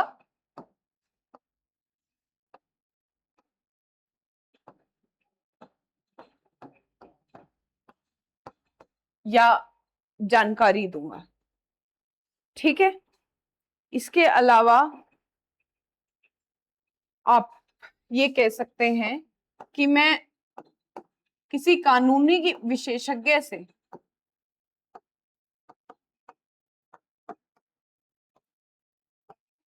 से सलाह लूंगा तथा इस परिस्थिति में कानूनी विशेषज्ञ से सलाह लूंगा तथा इस परिस्थिति में अगर कोई अतिरिक्त विकल्प जैसे कि मीडिएशन, मध्यस्थता या कुछ निगोशिएशन या कोई समझौता कानूनी तौर पे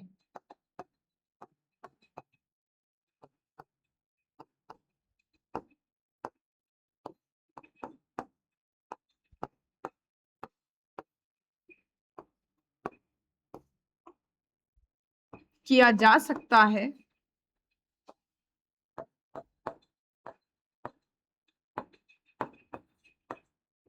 तो मैं ये समझौता करूंगा, सुनिश्चित करूंगा। ठीक है, तो ये आपका कोर्स ऑफ एक्शन हो सकता है, आपका सॉल्यूशन। अब मान लीजिए इसमें ये पूछा हो कि आपके पास विकल्प क्या है। ठीक है, यहां थोड़ा सा आप अपनी पीडीएफ में करेक्ट कर लीजिएगा।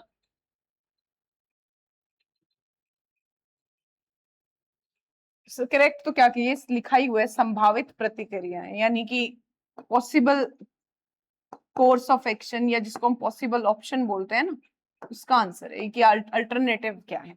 ठीक है, अगर मान लीजिए यहाँ पे अल्टरनेटिव पूछ लिया जाता है तो फिर इसका क्या आंसर हो सकता है, थोड़ा सा इसको देख लेते हैं। बाकी कोर्स ऑफ एक्शन मैंने आप लोगों को बता दिया है। सबसे पहले कि मैं सत्य और न्याय को प्राथमिकता दूंगा और इसीलिए मैं घटना का ईमानदार और सटीक विवरण जो वो प्रदान करूंगा। अब मतलब कोर्स ऑफ एक्शन है तो अब ये कोर्स ऑफ एक्शन आप चुनते हैं कि आप सत्य और न्याय को प्राथमिकता देते हैं, तो इसकी मेरिट क्या हो सकती है कि यह निर्णय नैतिक आचरण और कानून को बनाए रखने की प्रतिबद्धता को दर्शाता है, लेकिन इससे सौदा जो है वो खतरे में पड़ सकता है, परिणामों को कम करना। अब दूसरा मेरे पास ऑप्शन ये है कि मैं इस तरीके से तथ्यात्मक व्याख्या करूं कि जो कंपनी बी के मैनेजर की जिम्मेदारी है वो मतलब पूरी तरीके से दोष मुक्त भी ना हो लेकिन वो कम से कम रहे। यानी कि मैं ऐसे बता दूं कि हाँ वो हुआ तो एक्सीडेंट इन्हीं से है पर गलती से हो गया। अब मैं ये नहीं बताऊं कि ये जानबूझ के रैश ड्राइविंग या स्पीड में गाड़ी चला रहे थे, और इस तरह मैं सत्य और अपनी कंपनी के हितों की रक्षा के बीच संतुलन बना सकता हूं। ठीक है, तो ये दूसरा ऑप्शन हो गया। तीसरा, वैकल्पिक समाधान तलाशने के लिए और संभावित जो भी इसके मतलब लीगल रिजल्ट होंगे उसे जानने के लिए कानूनी विशेषज्ञों से परामर्श कर सकता है और उनसे पूछ सकता है, मार्गदर्शन प्राप्त कर सकता है कि उसे क्या करना चाहिए। अब चौथा कि वो जो घायल मोटरसाइकिल चालक है उससे बातचीत करे, उससे समझौता करे और मुआवजा देने की पेशकश कर सकता है ताकि कानूनी मुकदमा मतलब वो मुकदमा ही ना करे, वो केस ही ना करे किसी तरीके का, उसकी आवश्यकता कम हो जाए। इस और मैं कंपनी बी के मैनेजर के साथ खुला संवाद बनाए रख सकता है, स्थिति पर चर्चा कर सकता है और उन दोनों के बीच में जो पारस्परिक रूप से सहमत समाधान है उस पे वो पहुंच सकता है। तो ये 4-5 पॉसिबल ऑप्शंस हैं और आंसर क्या होना चाहिए, सत्य और न्याय को प्राथमिकता देना, ये आपका आंसर होना चाहिए। ठीक है, ये अल्टरनेटिव्स हैं बेसिकली। ये थोड़ा सा शायद इसमें क्वेश्चन समझने में हो सकता है कुछ गड़बड़ हो गई हो, इसे थोड़ा करेक्ट कर लेंगे आप।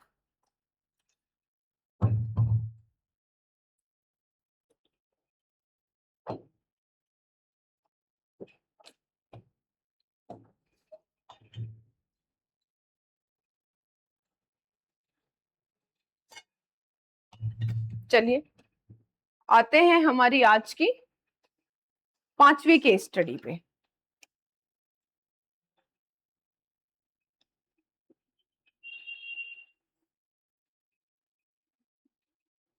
चलिए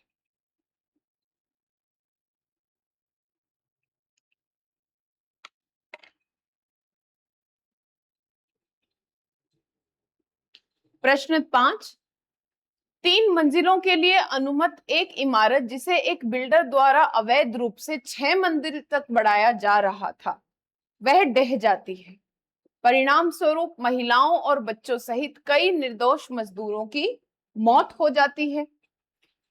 ये मजदूर अलग अलग जगहों के प्रवासी हैं, अलग अलग जगहों से ये मजदूर आते हैं।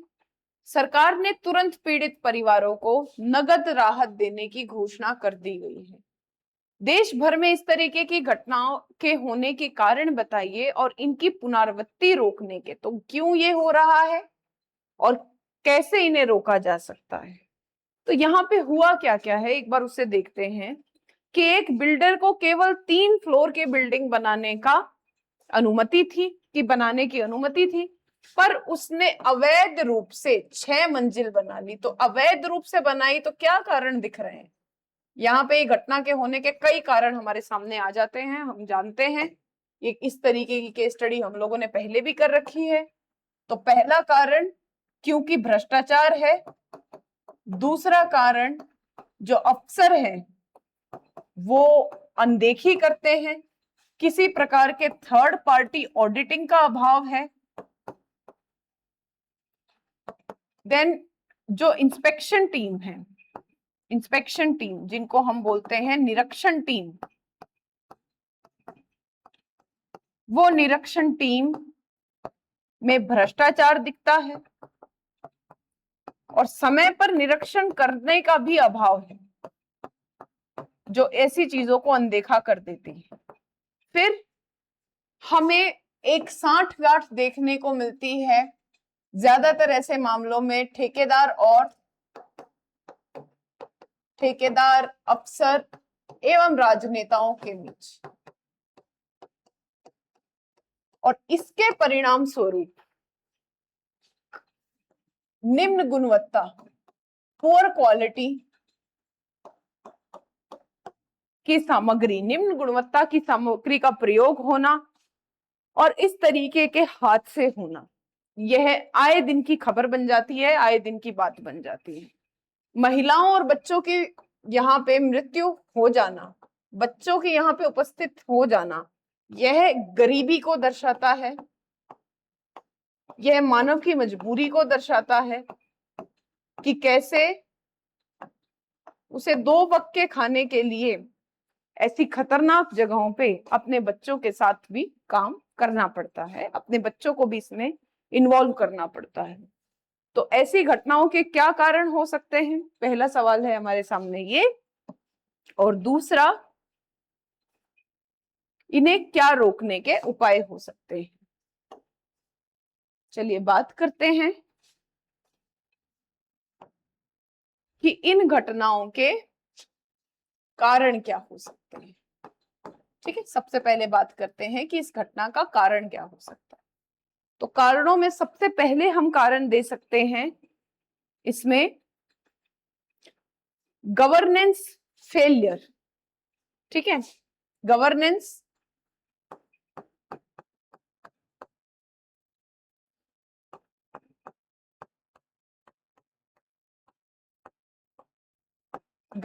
का विफल होना, गवर्नेंस फेलियर।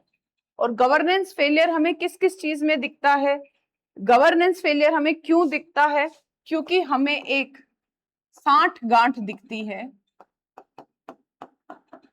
किसके बीच में, बिल्डर या ठेकेदार, हम ये ऑलरेडी डिस्कस कर चुके हैं, कोई नेता और अफसरों के बीच में।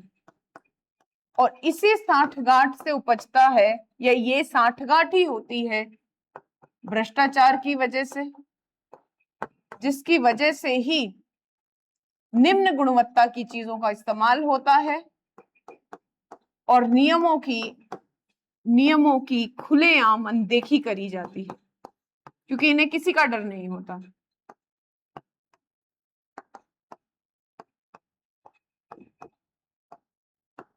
कई जगह पे जो दूसरा कारण देखा गया है इस तरीके की घटना होने का, वो दूसरा कारण देखा गया है कि कार्य को तीव्र गति से करना। तो यहाँ पे हमें एक दुविधा जिसे हम गति बनाम गुणवत्ता कह सकते हैं वो देखने को मिलती है। कई बार काम को जल्दी जल्दी डेडलाइन को जल्दी पूरा करने के लिए, डेडलाइन पे काम कंप्लीट करने के लिए और लागत को, कॉस्ट को या लागत को कम करने के लिए खराब या लो क्वालिटी का सामान इस्तेमाल करने जैसी हम चीजों को देखते हैं, जिसकी वजह से इस तरीके की घटनाएं हमारे संज्ञान में आती है और इन्हीं की वजह से काम की जो गुणवत्ता है वो कॉम्प्रोमाइज होती है और दुर्घटनाएं, इस तरीके की दुर्घटनाएं बढ़ती हैं। ठीक है, ये तो हुआ सेकंड। तीसरा यहां क्या हो सकता है? तीसरा है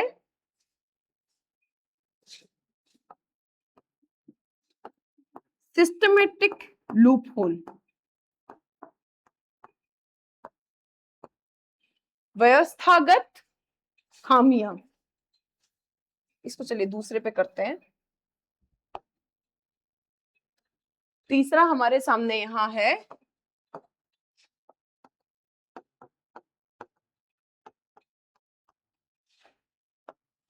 व्यवस्थागत खामियां,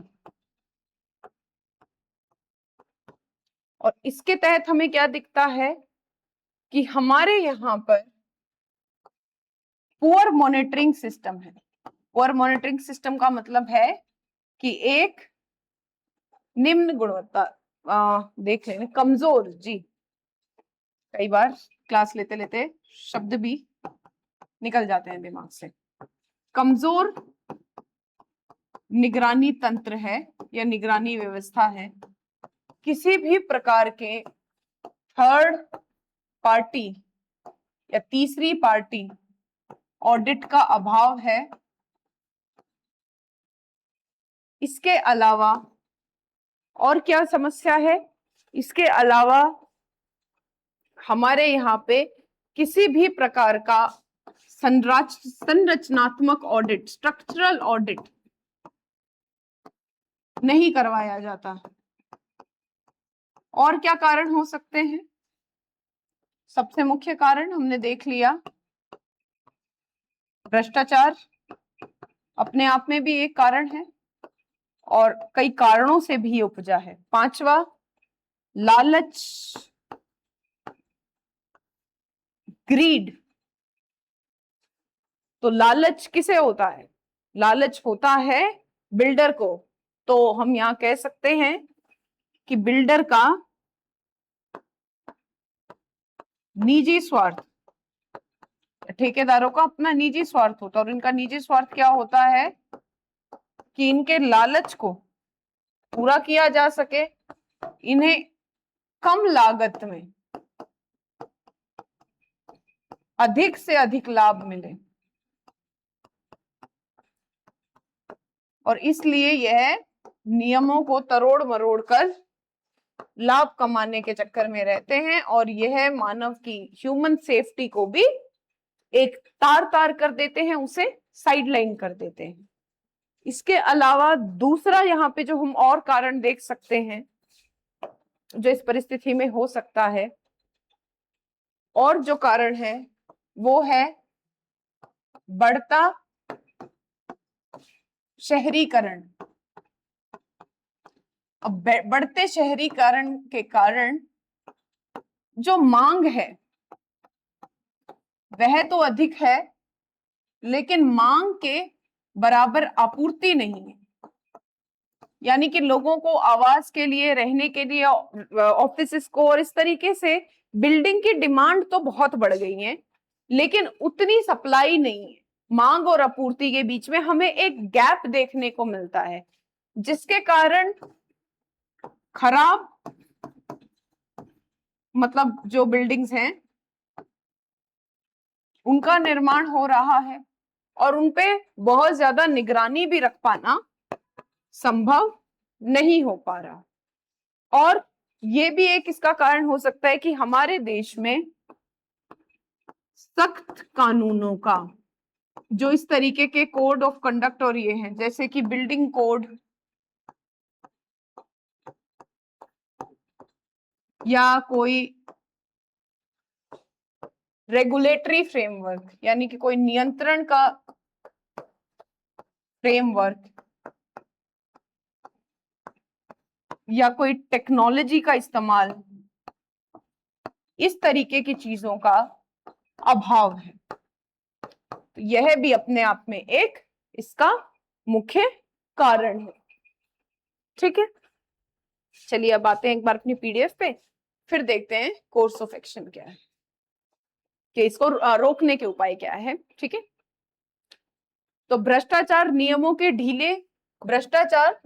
ढीले परिवर्तन और सेफ्टी मेजर्स की कमी के कारण देश भर में ऐसी घटनाएं होती हैं। तो सबसे पहले कि एक उचित निरीक्षण हमने कर लिया, मॉनिटरिंग सिस्टम का अभाव है, परमिट जारी करने और निरीक्षण करने में भ्रष्ट आचरण और लापरवाही बिल्डरों को भवन नियमों के उल्लंघन करने की अनुमति दे देती है। ठीक है, लालच और लाभ का उद्देश्य है, जिसकी वजह से अवैध रूप से इमारतों का विस्तार किया जाता है। हमारे पास सफिशिएंट बिल्डिंग कोड, अपर्याप्त बिल्डिंग कोड और नियम नहीं है, तो कमजोर या पुराने बिल्डिंग कोड और नियम उभरती चुनौतियों का समाधान करने और सुरक्षा मानकों को सुनिश्चित करने में विफल रहते हैं। तो इससे ऐसी खामियां पैदा हो जाती है, लॉ में ऐसे लूप होल आ जाते हैं जिनका इस्तेमाल कर बिल्डर अवैध निर्माण करने से का फायदा उठाते हैं। तेजी से शहरीकरण और जनसंख्या, तो अपर्याप्त योजना और अपर्याप्त संसाधन बेतरतीब और असुरक्षित निर्माण प्रथाओं को जन्म दे सकते हैं। ये चीजें हमने देखी। और जागरूकता और शिक्षा की कमी। अब ऐसी घटनाओं को रोकने के उपाय, कुछ उपाय यहाँ पे दिए हैं। तो पहले हम कुछ उपाय देख लेते हैं, देखते हैं फिर कितने मिलते हैं इसमें। तो ऐसी घटनाओं को रोकने के क्या उपाय हो सकते हैं? तो सबसे हम इसको 3 पार्ट में डाल सकते हैं कि रोकने के क्या उपाय हो सकते हैं।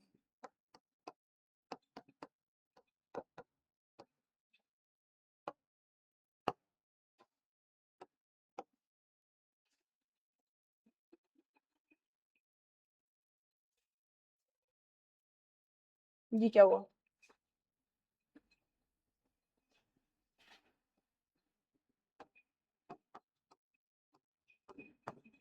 ठीक है, रोकने के क्या उपाय हो सकते हैं?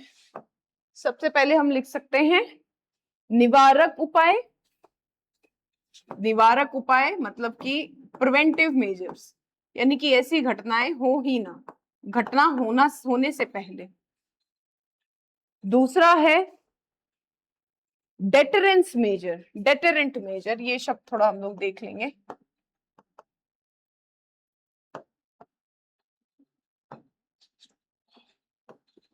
Deterrent measure. तीसरा है रिहेबिलिटेटिव मेजर। ये सब इनकी थोड़ा हिंदी आप लोग देख लेना, मैं गलती से इनकी हिंदी अपडेट नहीं कर पाई हूं अपने पास। रिहेबिलिटेटिव मेजर, डेटरेंट मेजर, निवारक उपाय, बस ये एक ही लिखा हुआ है, प्रिवेंटिव मेजर।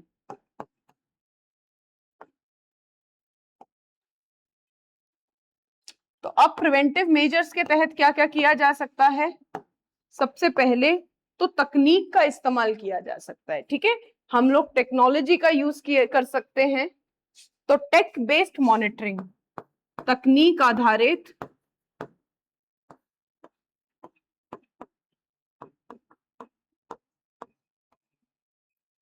आधारित निगरानी, यानी कि जो भी बिल्डिंग्स हैं, साइट हैं, उनको जियो टैगिंग और फोटो कंपलसरी करी जा सकती है ताकि उनके ऊपर मॉनिटरिंग की जा सके। दूसरा, तीसरी पार्टी, थर्ड पार्टी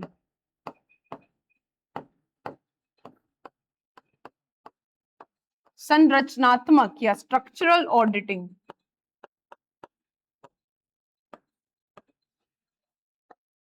कंपलसरी किया जा सकता है। तीसरा, बिल्डिंग कोड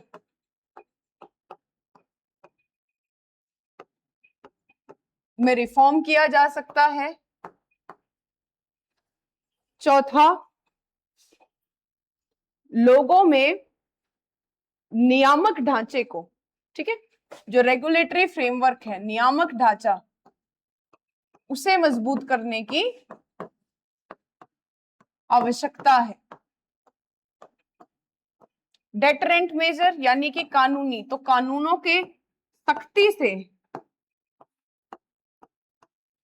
पालन की आवश्यकता है। कानून में जो खामियां हैं, जो लूप होल हैं, उनमें सुधार की आवश्यकता है तथा कानून में अधिक सजा का प्रावधान देने की, अधिक जुर्माने के प्रावधान देने की आवश्यकता है।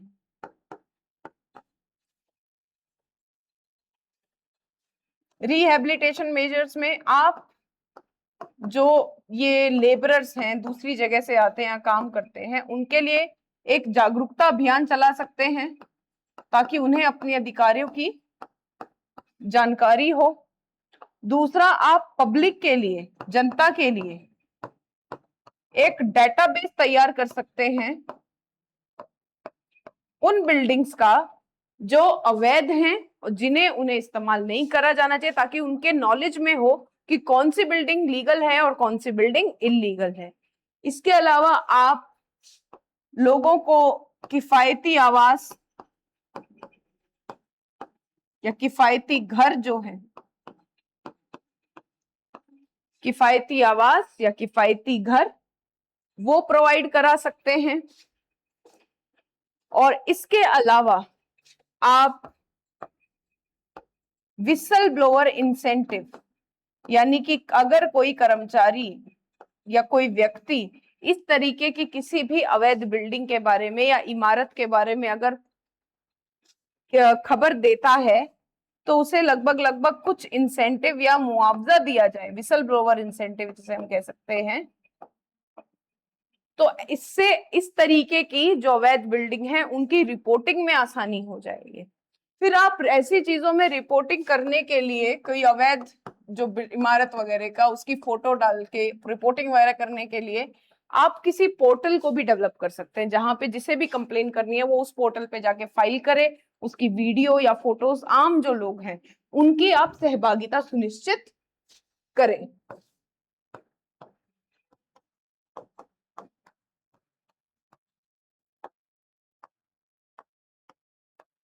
की सहभागिता सुनिश्चित कर सकते हैं। चलिए अब हमारे पीडीएफ पे आते हैं, देखते हैं कुछ अलग है तो ठीक है, नहीं तो ज्यादातर पॉइंट हम लोगों ने देख लिए हैं। तो अब इसके लिए सबसे पहले नियामक ढांचा यानी रेगुलेटरी फ्रेमवर्क को मजबूत करना। अब देखो हमने 3 पार्ट में करा, आप वैसे भी कर सकते हैं इसे, और आप इस क्वेश्चन को इस तरीके से भी दे सकते हैं। तो हम बिल्डिंग कोड और वीएनएमओ को बढ़ाएं, ये देख लिया, और यह सुनिश्चित करते हुए कि व्यापक, अद्यतित और प्रभावी ढंग से ये कोड लागू हो। इसके अलावा हम कड़ा दंड, मैंने बोला ना जुर्माना और साथ में सजा, उसको बढ़ा दिया जाना चाहिए।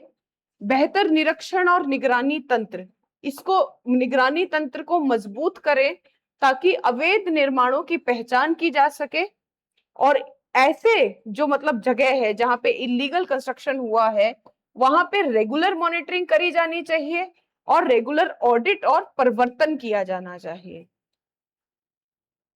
जागरूकता और प्रशिक्षण कार्यक्रम, मजदूरों, बिल्डरों और अन्य हितधारकों को निर्माण उद्योग में सुरक्षा मानक यानी कि जो सेफ्टी स्टैंडर्ड्स हैं वो, और उनके अधिकार और जिम्मेदारियों के बारे में शिक्षित करने के लिए जागरूकता अभियान चलाया जा सकता है। इसके अलावा और क्या है कि जो नियामक निकाय हैं उनका सशक्तिकरण किया जाए। नियामक निकायों को अपने कर्तव्यों को प्रभावी ढंग से, यानी कि जो रेगुलेटरी जो मतलब रूल्स को इंप्लीमेंट कराते हैं वो अपने नियामक निकायों का अपने कर्तव्यों का प्रभावी ढंग से निभाएं। उसके लिए उन्हें पर्याप्त संसाधन, शक्तियां और स्वतंत्रता प्रदान करने की आवश्यकता है। इसके अलावा सरकारी एजेंसी, उद्योग संघ, नागरिक समाज संगठन और सामुदायिक प्रतिनिधियों के बीच में सहयोग को बढ़ाने की भी हमें आवश्यकता है। ठीक है, तो हमने देखा यहाँ पे सबसे पहले तो वही अपने रेगुलेटरी फ्रेमवर्क को स्ट्रॉन्ग करो, यानी कि बिल्डिंग कोड वगैरह को आपको स्ट्रॉन्ग करने की जरूरत है। आपको मॉनिटरिंग सिस्टम को स्ट्रॉन्ग करने की जरूरत है। हमने यहाँ एक और पॉइंट कर लिया था कि मॉनिटरिंग सिस्टम में आप तकनीक का, टेक्नोलॉजी का, जैसे कि जियो टैगिंग, उसका इस्तेमाल कर सकते हो। जागरूकता और प्रशिक्षण कार्यक्रम, ठीक है, ये हमने देख ली थी कि आपको अवेयरनेस फैलानी है। नियामक निकाय, यानी कि जो ऑफिसर्स इस तरीके के रूल्स रेगुलेशंस को इम्प्लीमेंट करने के लिए और ऐसे मतलब निरीक्षण करने के लिए तैनात किए गए हैं, उनको और ज्यादा रिसोर्सेस या संसाधन दिए जाए, पावर दिए जाए, और उन्हें और शक्ति मतलब कि फ्रीडम दी जाए, ताकि वो अपने एंड पे एक्शन ले सके, जुर्माना ले सके। इसके अलावा सहयोग और हितधारक जुड़ाव, ये हमारा उसी तरीके से है जैसे कि आप एक पोर्टल डेवलप कर सकते हैं, जैसे जिससे लोग आपसे जुड़ पाए। आप एक ऐसा पोर्टल, एक ऐसा डेटाबेस कर सकते हैं शुरू, जिसमें जो भी अवैध इमारतें हैं उनकी जानकारी हो।